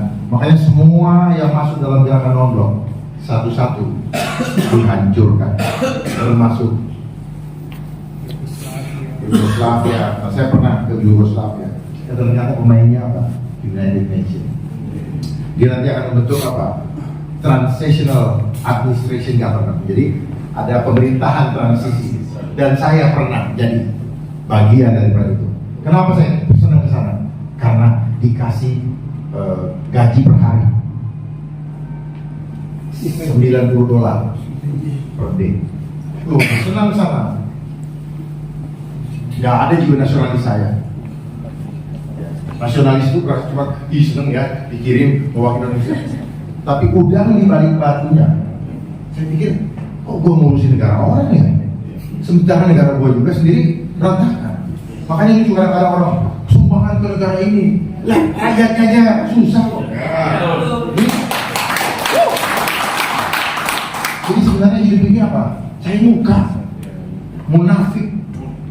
Karena kita senang dipuji orang, tapi rumah tangga sendiri nggak diurusin. Nah sama seperti orang selingkuh, dia urusin itu cabang yang lain, di rumahnya berantakan. Kalau yang di sana, dia keluarin uang banyak banyak. Jadi artinya apa? Sebenarnya orang-orang yang religius adalah orang-orang yang selingkuh. Karena tujuannya apa? Pujian, dipuji. Ya, mungkin mengerti maksud saya. Terus kemudian mengenai apa ya? Kenapa dari dulu sampai sekarang tidak pernah ini kalau tidak ada gerakan? Begini, gerakan ini muncul karena ada kegelisahan. Jadi perubahan muncul dimulai dari kegelisahan, terus kemudian gerak. Orang gelisah kan bergerak. Nah, cuman saya mau tambahkan lagi, janganlah mengandalkan kekuatan sendiri. Kalau mengandalkan kekuatan sendiri, seperti yang selama ini saya lihat, maka yang ada apa? Capek, kecewa. Ibu udah bilang kecewa, karena kita tidak ikhlas menghadapi kehidupan ini. Tapi kalau kita berjuang untuk memuliakan nama Allah, beda. Resiko kita ambil. Karena apa? Hasilnya nanti kita dapatkan. Bukan di sini nggak ada gunanya. Jangan mengharapkan pujian dari manusia, nggak ada gunanya. Membuat kita makin berdosa.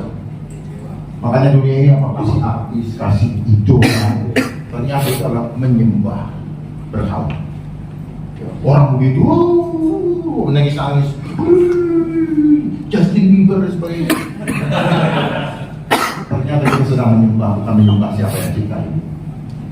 Nah, sama juga dengan sekarang. Oh, kita takut sekali. Kita ributin makan. Dia bikin kita takut sama makan supaya apa? Iman kita jatuh. Jadi harus kita lihat di situ. Akarnya di mana? Akarnya perbaiki sistem, rubah sistem. Jangan pakai sistem kapitalis. Kalau sistem kapitalis ya seperti itu. Nah, itulah sistem ekonomi yang diajarkan oleh Adam Smith. Konsep kapitalis. Orang tidak produktif, buang. Gitu. Makanya kesehatan juga bicara apa? Memastikan produktivitas manusia sebagai apa? Makhluk sosial atau makhluk ekonomi. Gila kan? Beda. Tuhan tidak. Kehidupan kita itu gratis dari Tuhan. Bayangkan, Tuhan sudah siapkan alam ini untuk kita kuasai dan kita kelola untuk menjaga ciptaannya, bukan dirusak seperti selama ini. Dengan adanya industri lah apa segala macam, dia rusak semua. Gimana nggak rusak alam ini? Gimana nggak akan terjadi longsor, banjir dan sebagainya? Jadi alam ini tidak pernah Tuhan yang hancurkan. Makanya Tuhan membuat perjanjian pelangi. Kenapa ada pelangi? Dengan Nabi Nuh. Tuhan bilang begini, aku tidak akan pernah menghancurkan bumi ini lagi, walaupun manusia berbuat jahat. Artinya apa? Kejadian gempa bumi dan bencana alam, siapa yang bikin? Manusia yang berhadiah dengan memanfaatkan teknologi. Makanya apa? Gempa bumi dibilang apa? Gempa tektonik, teknologi elektronik. Tapi karena pelajaran di sekolah kita udah lihat, oh begini, ada patahan bumi, kita pikir itu benar. Bukan, kita di dokter supaya begitu kejadian itu. Nah lo, oh kayak gini nih.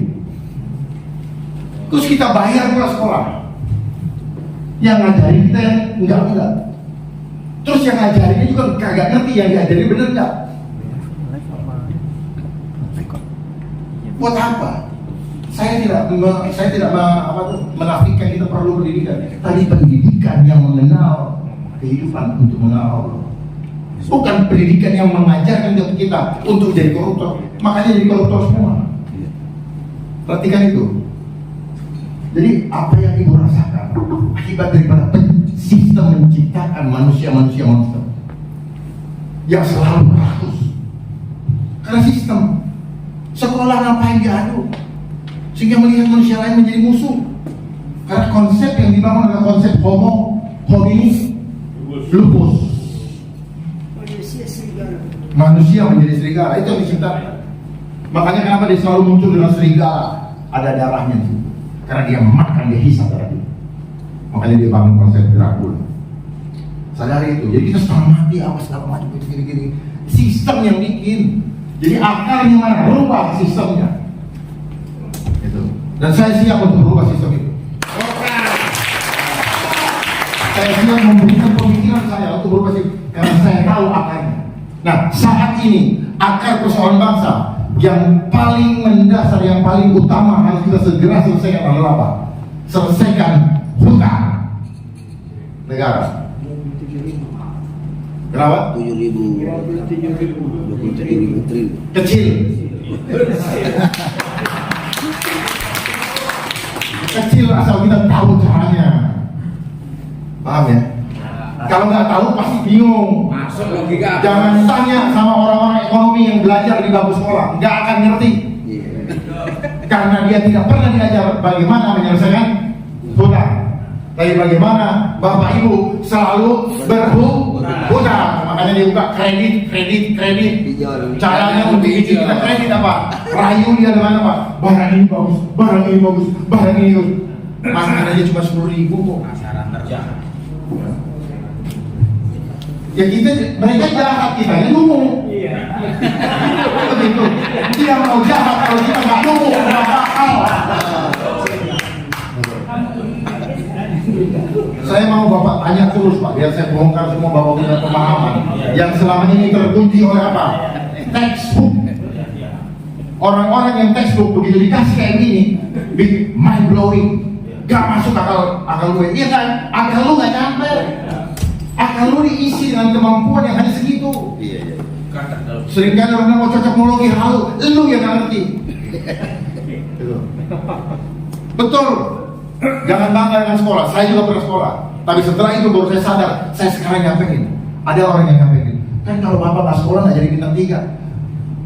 Setelah saya ngerti, sekarang saya nggak peduli lagi dengan pangkat dan jabatan saya.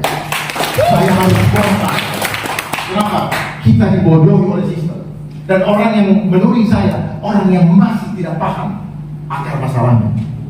Kalau dia sudah paham, dia tahu bahwa akar hidup dia ada Tuhan, maka dia akan takut dengan apapun juga. Dan saya nyatakan saya tidak takut dengan apapun juga. Salam Pancasila. Saya hanya takut dengan Allah. Mati itulah kapan-kapan. Tidak pernah kita tahu. Itu bukan hitungan matematika. Tetapi manusia jahat ini ingin menghitung kehidupan kita dengan cara mati. Kehidupan kita bukan matematika dunia, matematika linear. 2 tambah 2 2. Bukan. Orang berhubungan badan setelah nikah belum tentu punya anak. Kalau punya anak berarti pasti punya anak. Itu hitungan matematika linear. Tapi setelah saya belajar juga, ternyata di dalam hitungan matematika atau berhitung, ternyata ada magicnya, ada simsalabim. Contohnya, 2 tambah 2 berapa? 4. 2 kali 2 berapa? 4. Minus 2 kali minus 2 berapa? 4 kan? Coba buktikan sama saya. Itulah rumus simsalabim.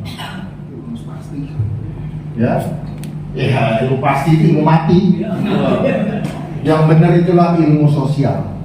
Kenapa? Kita adalah homo imagone, kita adalah citra Allah. Kita harus berkembang kepada homo homini socius. Tetapi dunia ini konsepnya menggiring kita berkembang kepada homo homini lupus. Setelah itu apa? Homo teknologi.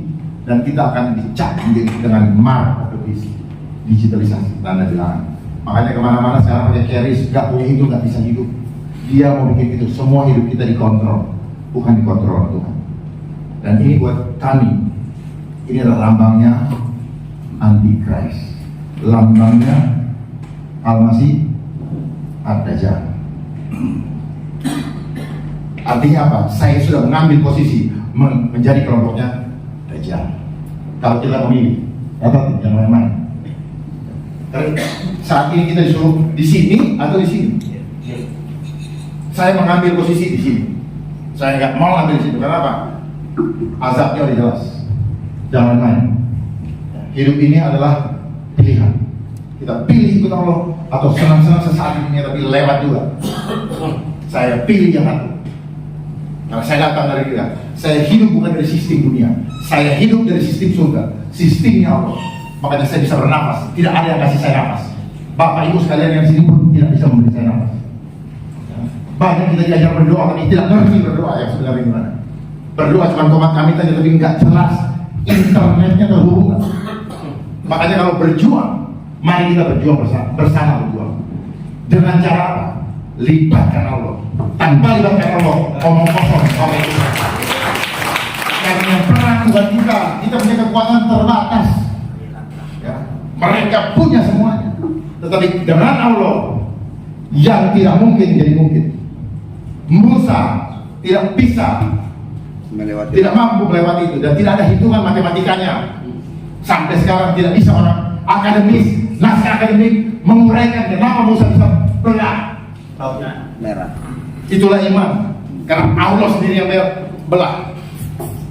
Paham ya? Selama ini kita perlu nggak gini nggak bisa, enggak. Bersama Allah kita bisa. Amin. Amin. Apalagi? Lanjut yang kedua. Ya, lanjut yang kedua. Bismillahirrahmanirrahim. Assalamualaikum warahmatullahi wabarakatuh. Waalaikumsalam. Tadi pertanyaannya, baik, perkenalkan nama saya Eri dari Aspek Indonesia. Jadi gini, tadi ada beberapa pertanyaan terutama terkait dengan spiritual.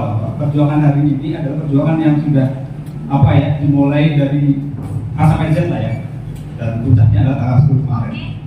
Terus kemudian tadi Pak Dharma juga banyak bicara tentang materi, terus kemudian energi juga. Nah, saya pengen tahu apakah yang kita lakukan hari ini, aksi dan segala macam adalah perjuangan materi? Ya, kalau artinya kalau perjuangan materi itu kan sebenarnya sudah dimulai oleh mereka di Bapak zaman dahulu gitu ya, yang merancang semua ini gitu kan. Artinya mereka pakai materi. Dengan kita pakai materi, saya mustahil itu berhasil. Artinya dia udah mulai duluan nih dengan materi dengan berbagai macam cara. Nah, kesimpulannya adalah tadi Bapak bicara energi, bicara spiritualitas, maka itu mungkin yang bisa dilakukan kita setelah ke depan. Nah, selanjutnya saya pernah baca Force and Power. Force and Power. Saya baca buku itu terkait dengan yes, ya. Terkait dengan force and power. Artinya kalau kita punya force itu akan menurunkan ini kita Pride. Ya, Pride kita. guilty, Karena dengan Tuhan semakin menjauh. Yeah. Dan kalau kita punya power, kita juga banyak kedekatan kita semakin dekat. Yeah. Nah, mungkin saya bisa jelaskan terkait itu. Saya kurang paham, tapi sedikit saja. Silakan. Terima kasih. Jadi apa yang disampaikan Bapak betul. Sebenarnya mereka menguasai spiritual. Cuma kita diiming-imingi material. Karena pahamnya kita, jadi ilmu pengetahuan yang kita Bapak pahami semua termasuk saya selama ini itu dari Yunani. Di Yunani dipotong ilmu imaterialnya nggak dikasih lihat. Yang selalu saya buka udang di balik batu. Ilmu motivasinya kayak dikasih lihat. Jadi dia hanya mainkan fisika fisik yang diajarkan oleh Newton. Ya, bukan fisika kuantumnya. Kuantum ini nggak aja, belakangan aja nih orang boleh. Jadi hal yang tidak kelihatan seperti saya berdiri ini. Saya berdiri gini kan ada deh. Saya bisa jalan kemana-mana tanpa kabel. Dan saya bisa begini. Kenapa? Karena listrik di dalam tubuh saya. Listrik itu dari mana? Dari surga. Kenapa kita tidak menghormati yang memberikan kita ini? Mata saya bisa begini, mulut saya bisa begini-begini. Coba yang sudah begini. Ya. Jadi itu yang tidak dipahami orang. Bahwa satu orang bisa berubah dunia. Nggak paham, makanya kita selalu pengennya berkelompok. Nggak salah. Kelompok ini untuk suatu tujuan yang sama. Tetapi kuatkan dulu energinya. Tanpa kekuatan itu yang ada capek. Karena kita pakai emosi. Pakai ini bukan pakai kekuatan Tuhan. Kalau Tuhan yang bekerja, kita menonton. Tahu-tahu, ya Allah, kok bisa begitu ya? Selama ini kita pakai akal kita yang terbatas. Udah itu kita diajarkan hitungan matematika. Kalau mereka 100, gua 1, gua pasti kalah. Makanya selama sekolah kita diajar hanya percaya diri itu sendiri, tapi nggak percaya dengan kekuatan Allah. Gitu kan? Ya. Masalah teori Dr. Hawkins tadi, memang kalau 50% ke bawah force atau kekuatan, kitanya yang nggak kuat, dianya kuat. Jadi makanya kita digiring, kita disekolahin jadi orang ego supaya kita selalu berada di tahap ini. Dimulai dari apa? Dikasih pikiran bangga, dikasih gelar bangga. Padahal itu awal mulanya terjadinya apa? Kerusakan di dalam tubuh. Karena orang bangga itu paling sering tersinggung. Jadi penyakit Pak. Tapi kalau orang ikhlas, joy, peace, apa semua, enlightenment, sudah dapat pencerahan. What will be, kira-kira. Yang penting aku ikut rencana Allah yang indah. Saya hadir, saya hidup untuk mengindahkan orang lain. Bukan buat saya. Sesuai dengan rencana Allah yang indah. Hasilnya saya serahkan kepada Allah. Jadi nggak ada keberuntung, nggak ada kedongkolan.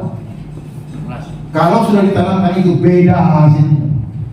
Bapak diam, tersenyum saja, menyampaikan dengan elegan.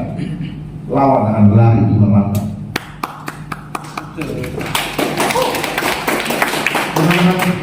Kita memang menjadi marah. Itu permainan itu supaya kita terpancing. Coba mulai pikirkan bagaimana ya supaya tenaga sedikit, efektif, efisien, tapi hasilnya dibatkan Allah. Nah, persoalannya kita sudah tidak, kalau mau dibatin Allah bisa nggak ya? Nggak yakin. Nggak yakin. Kenapa? Karena keyakinan kita dihancurkan dengan konsep material, data empirik. Makanya kenapa bajingan penjahat-penjahat itu, bajingan-bajingan di dalam kehidupan kita, ya selalu lihat di depan. Karena apa? Kalau belum terjadi, dia lihat di mana datanya. Bohong lu, mana buktinya? Dia selalu tunggu ada korban. Begitu ada korban, begitu ada, ya benar juga ya kata dia. Ya udah lari lagi ke depan. Makanya kenapa penyesalan selalu datang di belakang? Karena kita diadu dulu dengan yang ahli, nggak ahli, data, bukti, jurnal. Selalu bicara data itu sejarah masa lalu. Kita adu-adu di sini sengaja biar kita lari. Hebat gak dia konsepnya? Sadar gak kita selama ini? Diadu-adu terus kita. Kalau saya bilang nanti depan ada kami ini, orang bilang mana buktinya? Tunggu kejadian dulu. Lah kalau zamannya no, sama seperti zamannya no. Ya. Tunggu banjir dulu. Tidak lu. Lu nggak sempat nuntut mana datanya, mana buktinya. Lu yang jadi data. Paham nggak? Iman itu realistis. Walaupun dia bikin bahtera di atas bukit. Karena orang percaya sama Allah, dia akan tetap setia dan pegang teguh janji Allah. Bukan seperti yang selama ini. Udah percaya sama Allah, berdiam. Benar nggak ya? Benar nggak ya? Nanti kalau gini akhirnya apa?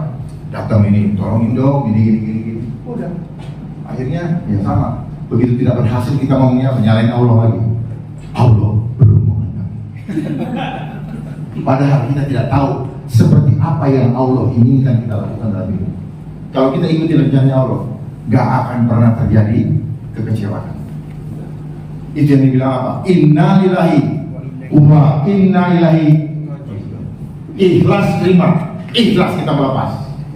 Sanggupkah kita melaksanakan itu sekarang? Kalau sanggup, insya Allah kuasa Allah yang akan bekerja di dalam kehidupan kita dalam waktu yang tidak akan lama lagi. Ada lagi yang lain? Lanjut yang ketiga, terakhir. Enggak, Pak.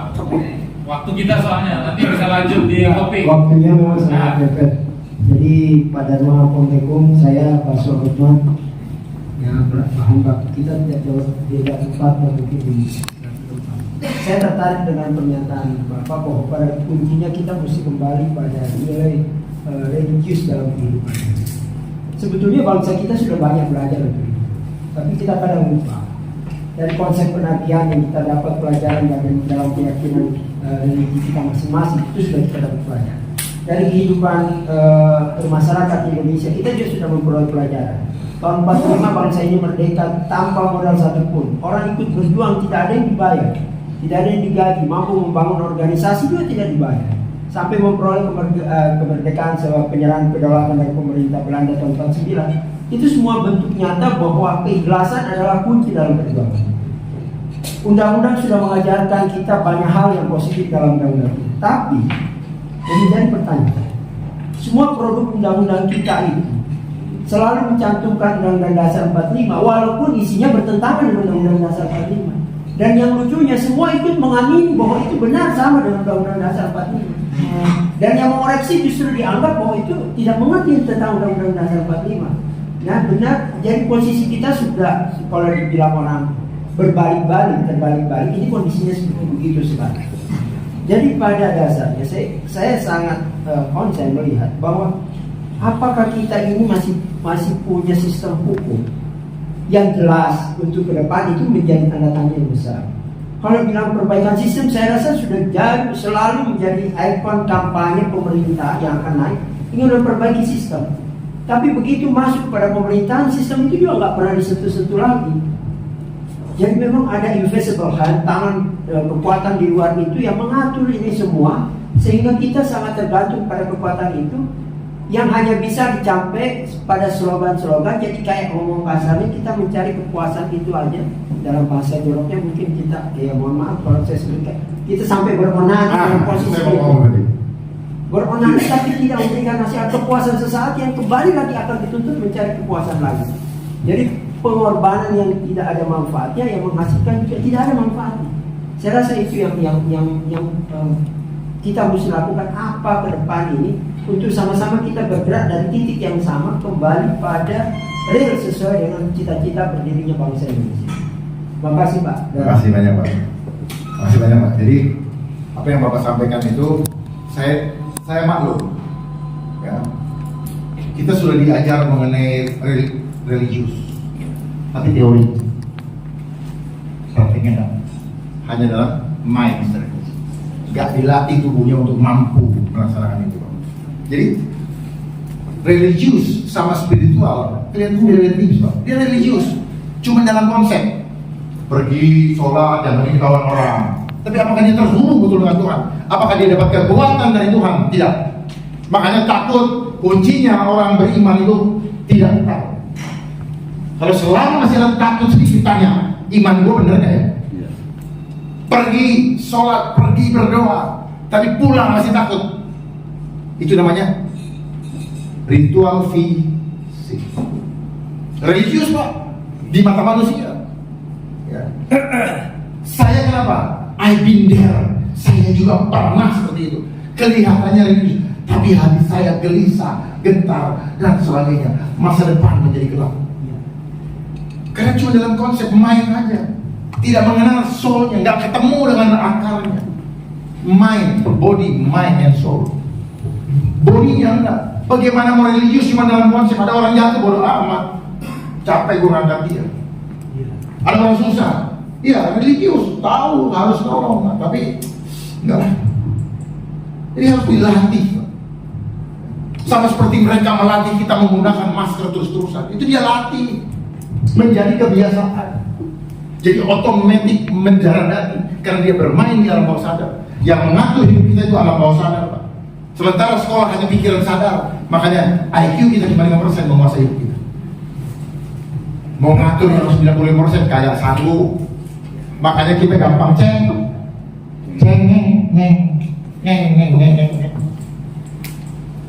Karena kekuatan kita yang dikasih itu cuma 5%, dan itu pun tidak kita gunakan seutuhnya. Begitu ada pernah bilang ini, Allah memberikan pencobaan tidak melebihi kekuatan kita, karena kita punya kekuatan lebih besar. Cuman kita nggak sadar kalau kita punya kekuatan. Makanya kita kumpulin orang rame-rame. Biar apa? Biar punya kekuatan perasaan kita. Lah yang kita lawan sama-sama manusia, tetapi yang mengendalikan ada kekuatan di luar Tuhan, hanya pakai badannya mereka. Makanya mereka tidak punya hati. Kalau sama Tuhan punya hati. Nah, orang nggak punya hati sama punya hati, benturan, kelar sama-sama, rugi sebagai manusia. Yang ketawa siapa? Yang pegang ribut kontrol. Gitu loh Pak. Nah, kalau ada yang mereka janji-janji begini-begini, makanya Bapak cari betul orang yang takut sama Allah, bukan hanya ritual-ritual kelihatan di depan kamera. Bapak lihat kehidupannya, dia masih seneng nggak dengan uang-uang siluman? Bapak bisa lihat selama masa pandemi kok, begitu banyak mereka semakin kaya. Dari mana mau? Gimana kita sudah sulit bekerja? Ya, WFH dibatasi, orang berusaha di restoran di sini kali, kalau harus punya mata. Orang luar negeri pulang kalau punya uang masuk bintang 5, nggak punya uang bisa mati. Punya jabatan boleh pulang ke rumah. Udah kayak ON plus aja. Karena apa? Semua sekarang menjadi bisnis. Lalu di situ dibuka. Jadi korupsi itu sistem membuka peluang orang untuk ngakal-ngakalin keadaan. Apakah itu terjadi begitu? Enggak sengaja Pak. Ngejebak kita yang apa? Sudah suka sama, terlalu cinta sama angka. Dari mana kita ditanamkan cinta? Sejak sekolah. Gitu. Makanya kenapa orang diajar berhitung? Senangnya cuma apa? Sama tambah sama kali. Minus sama bagi nggak suka. Kecuali dia bikin laporan keuangan. Minusnya yang banyak. Ya, ini akal Pak. Apalagi ada tadi rumus Simsalabim. Saya pelajari rumus-rumus ekonomi. Itu yang penting apa? Balance sheet. Antara pengeluaran sama itu ada penanggung bikin aja kwitansi sendiri ya, untuk mempertanggungjawabkan uang yang sudah keluar. Jadi kita sendiri sudah termanipulasi. Jadi jangan kaget kalau mereka cuma dapat peluang untuk makanya banyak yang aji mumpung. Begitu naik daripada besok mungkin mereka juga pernah mengalami seperti kita. Sehingga, naik, otaknya cuma apa? Begitu gue naik, gue bikin begini 5 tahun lumayan, 10 tahun lumayan. Udah, besok boleh dinas lagi yang udah lawal-lawal. Mungkin begitu ya. Selesai. Ya kan dahulu manusianya produknya sama. Lewat apa? In-gear batch, out-gear batch. Masuknya lewat proses sampah. Hasilnya keluar sampah juga. Bapak lihat banyak sekali orang yang pakai baju oranye. Itu yang ketangkap, yang nggak ketangkap banyak sekali. Dan hampir semua orang-orang yang mengelola anggaran negara itu makan anggaran itu. Kuncinya di mana? Langit tanya ada di BPK. Ada di sana. Dan dia juga menilai kalau kau tidak habisin, saya nilai kau jelek. Akhirnya ngarang-ngarang lagi kegiatan. Jadi sistem juga Pak. Jadi kalau tahu akarnya, saya bisa uraikannya. Jadi jangan kita bengak-bengok begini, tapi kita nggak tahu akarnya di mana. Dan Bapak tanya, BPK dapat dari mana? Ini dapat dari mana? Kok kenapa? Menkyu Gubernur Indonesia punya siapa? Kenapa mereka ini? Kenapa mereka? Udahlah. Makanya harus ditata ulang. Bukan diperbaiki saja. Bahasa saya perbaiki, itu yang bahasa yang dihaluskan. Karena kalau dirubah total, banyak sekali orang yang marah karena comfort zone dia. Itulah namanya orang sudah edik, sudah ketagihan. Lu kurangin dia punya dosis sakau. Jadi sama aja Pak. Mereka itu sekarang sedang mabok kekuasaan, mabok uang. Nah, harus ada saya antara dipanggil Tuhan cepat atau apa? Dihukum rakyat. Atau Tuhan ganti kehidupan mereka. Dipanggil Tuhan atau Tuhan geser. Nah, kayak gitu. Jadi kekuatan Tuhan lagi semua. Jangan andalkan kekuatan kita. Jadi kalau mereka begitu-begitu, makanya kayak orang berkomitmen, janji itu adalah kayak orang kawin. Makanya lihat dari kehidupannya, lihat track record. Kalau dia makan uang-uang penderitaan dari rakyat, jangan, ya, jangan tolong kita untuk mendukung atau mendoakan sekalipun juga. Percuma doa-doa yang mubazir. Bercurut sendiri. Ya, Bercurut sendiri. gitu. Jadi betul-betul itu. Kenapa? Ini menentukan nasib.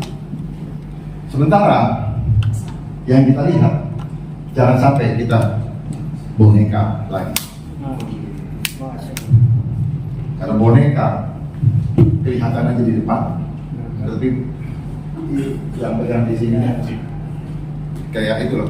Dulu waktu kecil ada Monyet itu ya. kodok itu ada di sini. Nah, jangan sampai seperti itu. Tapi kalau kita lihat akan seperti itu. Kalau kita lihat, cakap teman. Mudah-mudahan jangan. Baik, satu saya kasih kesempatan terakhir. Hari itu saya serius soalnya tadi. Terakhir ya.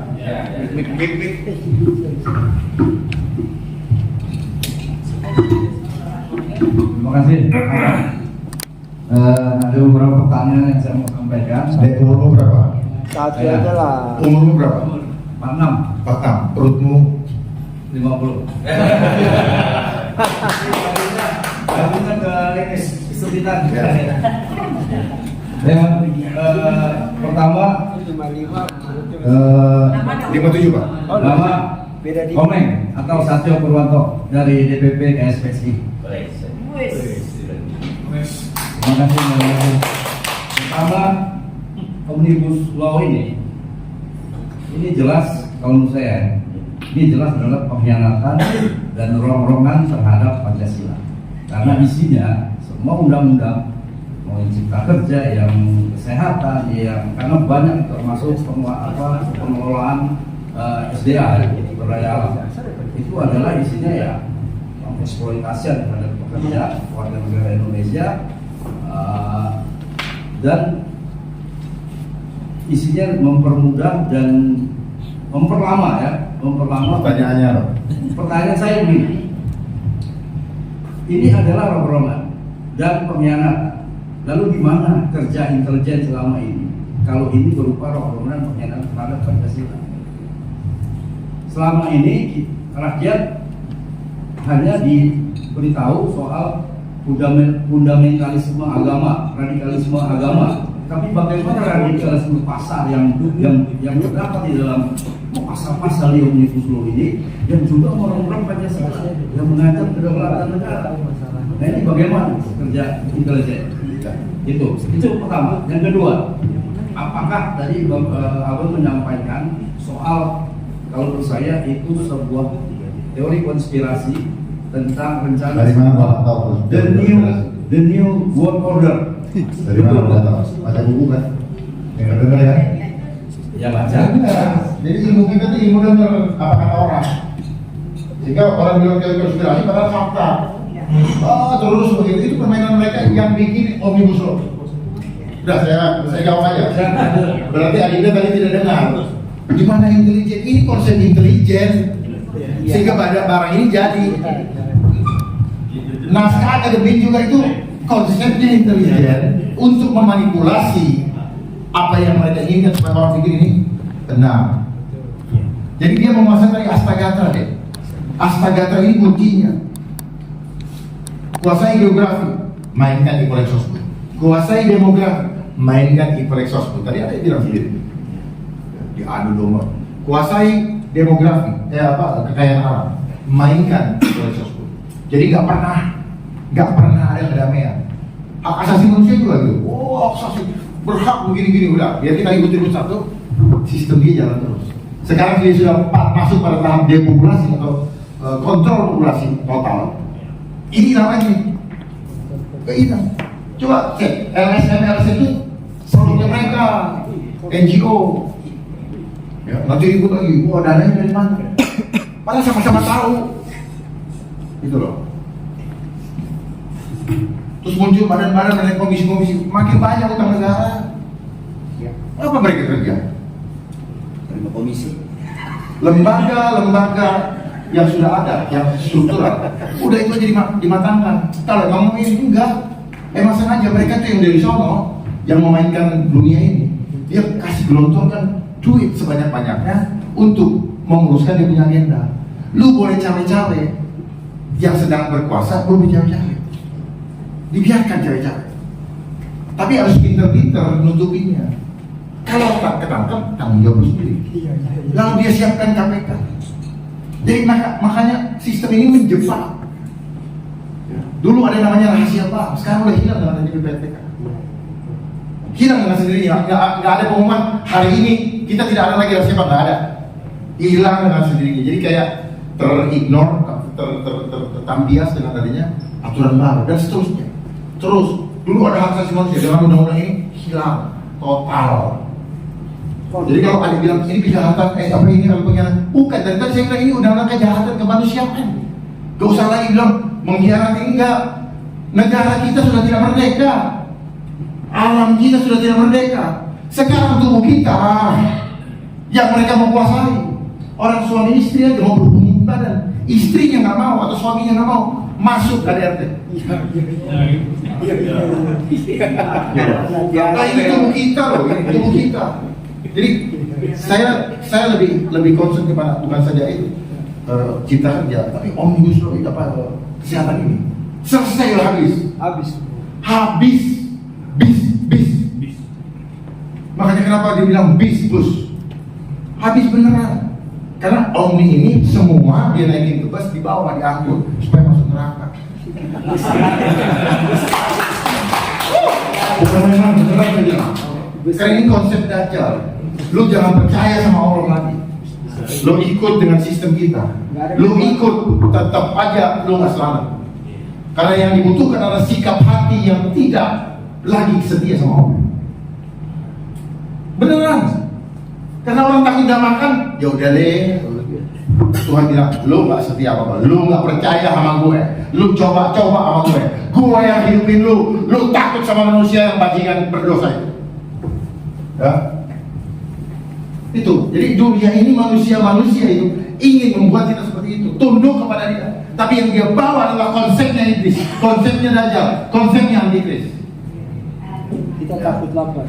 Kenapa? Kita jadi takut lapar, takut kurang. Karena dari sekolah didoktrin takut gak keren, takut apa kata orang, takut apa bla bla bla bla bla, takut gak naik kelas, selalu salah. Kenapa? Yang benar cuma satu, nilainya pada kunci, dikasihnya kunci cuma satu. Nah si guru juga kagak ngerti, dia pegang buku kunci. Jadi ini namanya orang buta menuntut orang buta. Tadi Bapak bilang, oh dia kan sudah melihat. Iya, yang mendengar tidak mendengar, yang melihat tidak melihat. Dia sudah melihat, tapi dia tidak bisa melihat, matanya kosong. Dia mendengar, tetapi dia nggak nangkep. Allah tuh berikan kita pada itu. Nah, kita yang waras, kita yang memahami kebenaran itu karunia dari Allah. Tidak semua orang dikasih. Hanya orang-orang yang betul-betul setia dan sungguh-sungguh mau memuliakan dia, itu akan diberikan oleh dia. Makanya dibilang kalau masuk surga apa? Bagikan rambut dibelah 7. Hampir tidak mungkin, kecuali Allah sendiri yang bawa kita. Tanpa kalau kita jangan bilang hasil upaya perbuatan baik kita nggak bisa. Saya yakin tidak akan berbeda. Kalau perbuatan baik kita tidak bisa kita nilai ini benar yang depan Tuhan. Karena kita membangun konsep perbuatan baik itu menurut apa? menurut Ria, kalau dilihat orang, kalau dilihat orang, malas lah. Betul? Itu. Jadi macam itu. Di depan baik, di belakang juga baik. Nah, tetapi konsep akademis dan empirik, di depan baik, di belakang bodoh amat. Makanya kita tercipta menjadi orang munafik. Yang penting kelihatan. Kalau tidak ada CCTV boleh kita bohong. Iya kan? Sekarang sudah ada CCTV, masuk hotel, ketahuan sama orang lain, begitu gini. Iya, maaf hilap pada jalan. Hati nurani kita udah kasih tahu jangan ini enggak. Makanya antara yang baik itu selalu berantem. Cuma hati nurani tertutup. Udah. Ntar ada kurang kayak nikmati dulu. Ya.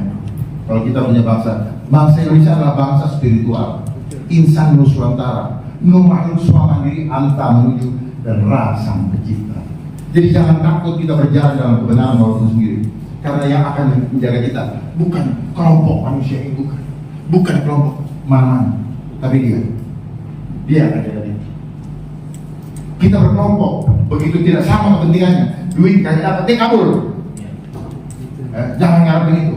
Tetapi kalau satu orang menyatukan dirinya semangat di dalam takut akan Allah, maka itu menjadi kekuatan yang dahsyat, yang luar biasa. Karena kita tidak akan pernah menggadekan harga diri kita, terutama iman kita. Selama ini kan kita gadekan. Orang-orang itu kan nggak gadekan imannya, nggak kelihatan. Cuma ini aja gaya-gaya. Lihat ke dalam hatinya, lihat wajahnya, lihat matanya. Ada kejujuran atau tidak? Orang tidak jujur, matanya pasti ini. Pak Darman, mohon maaf waktunya. Baik. 1 menit. Terima kasih. Ya, mohon maaf kalau ada kata-kata yang curang. Apa yang saya sampaikan tadi karena keluar dari hati nurani, tidak lain dan tidak kurang untuk memberikan Bapak motivasi atau semangat supaya hanya takut kepada Allah yang menghapuskan dosa kita. Jangan pernah takut dengan manusia berdosa yang tujuannya untuk memperkuat dosa dan mengajak kita untuk ikut berdosa bersama-sama. Ya, undang-undang ini adalah undang-undang yang akan memenjarakan orang yang tidak mau ikut menjadi penjara. Wabillahi taufiq wal hidayah. Assalamualaikum warahmatullahi wabarakatuh. Sekali lagi boleh hapus buat Mas. Oke kawan-kawan, saya kira cukup dan kita mengucapkan terima kasih. Dan semoga Allah subhanahu wa ta'ala menghancurkan sehancur-hancurnya para pelaku pembantaian 6 syuhada pengawal kami dan yang memerintahkannya, serta para aktor intelektualnya juga yang merestuinya, dan semua yang terlibat dalam pembantaian sadis dan brutal tersebut secara langsung maupun tidak langsung. Allahumma dammirhum tadmira waqtulhum balada wala tughadir minhum ahada ya qawi ya matin ya muntaqim. Amin ya rabbal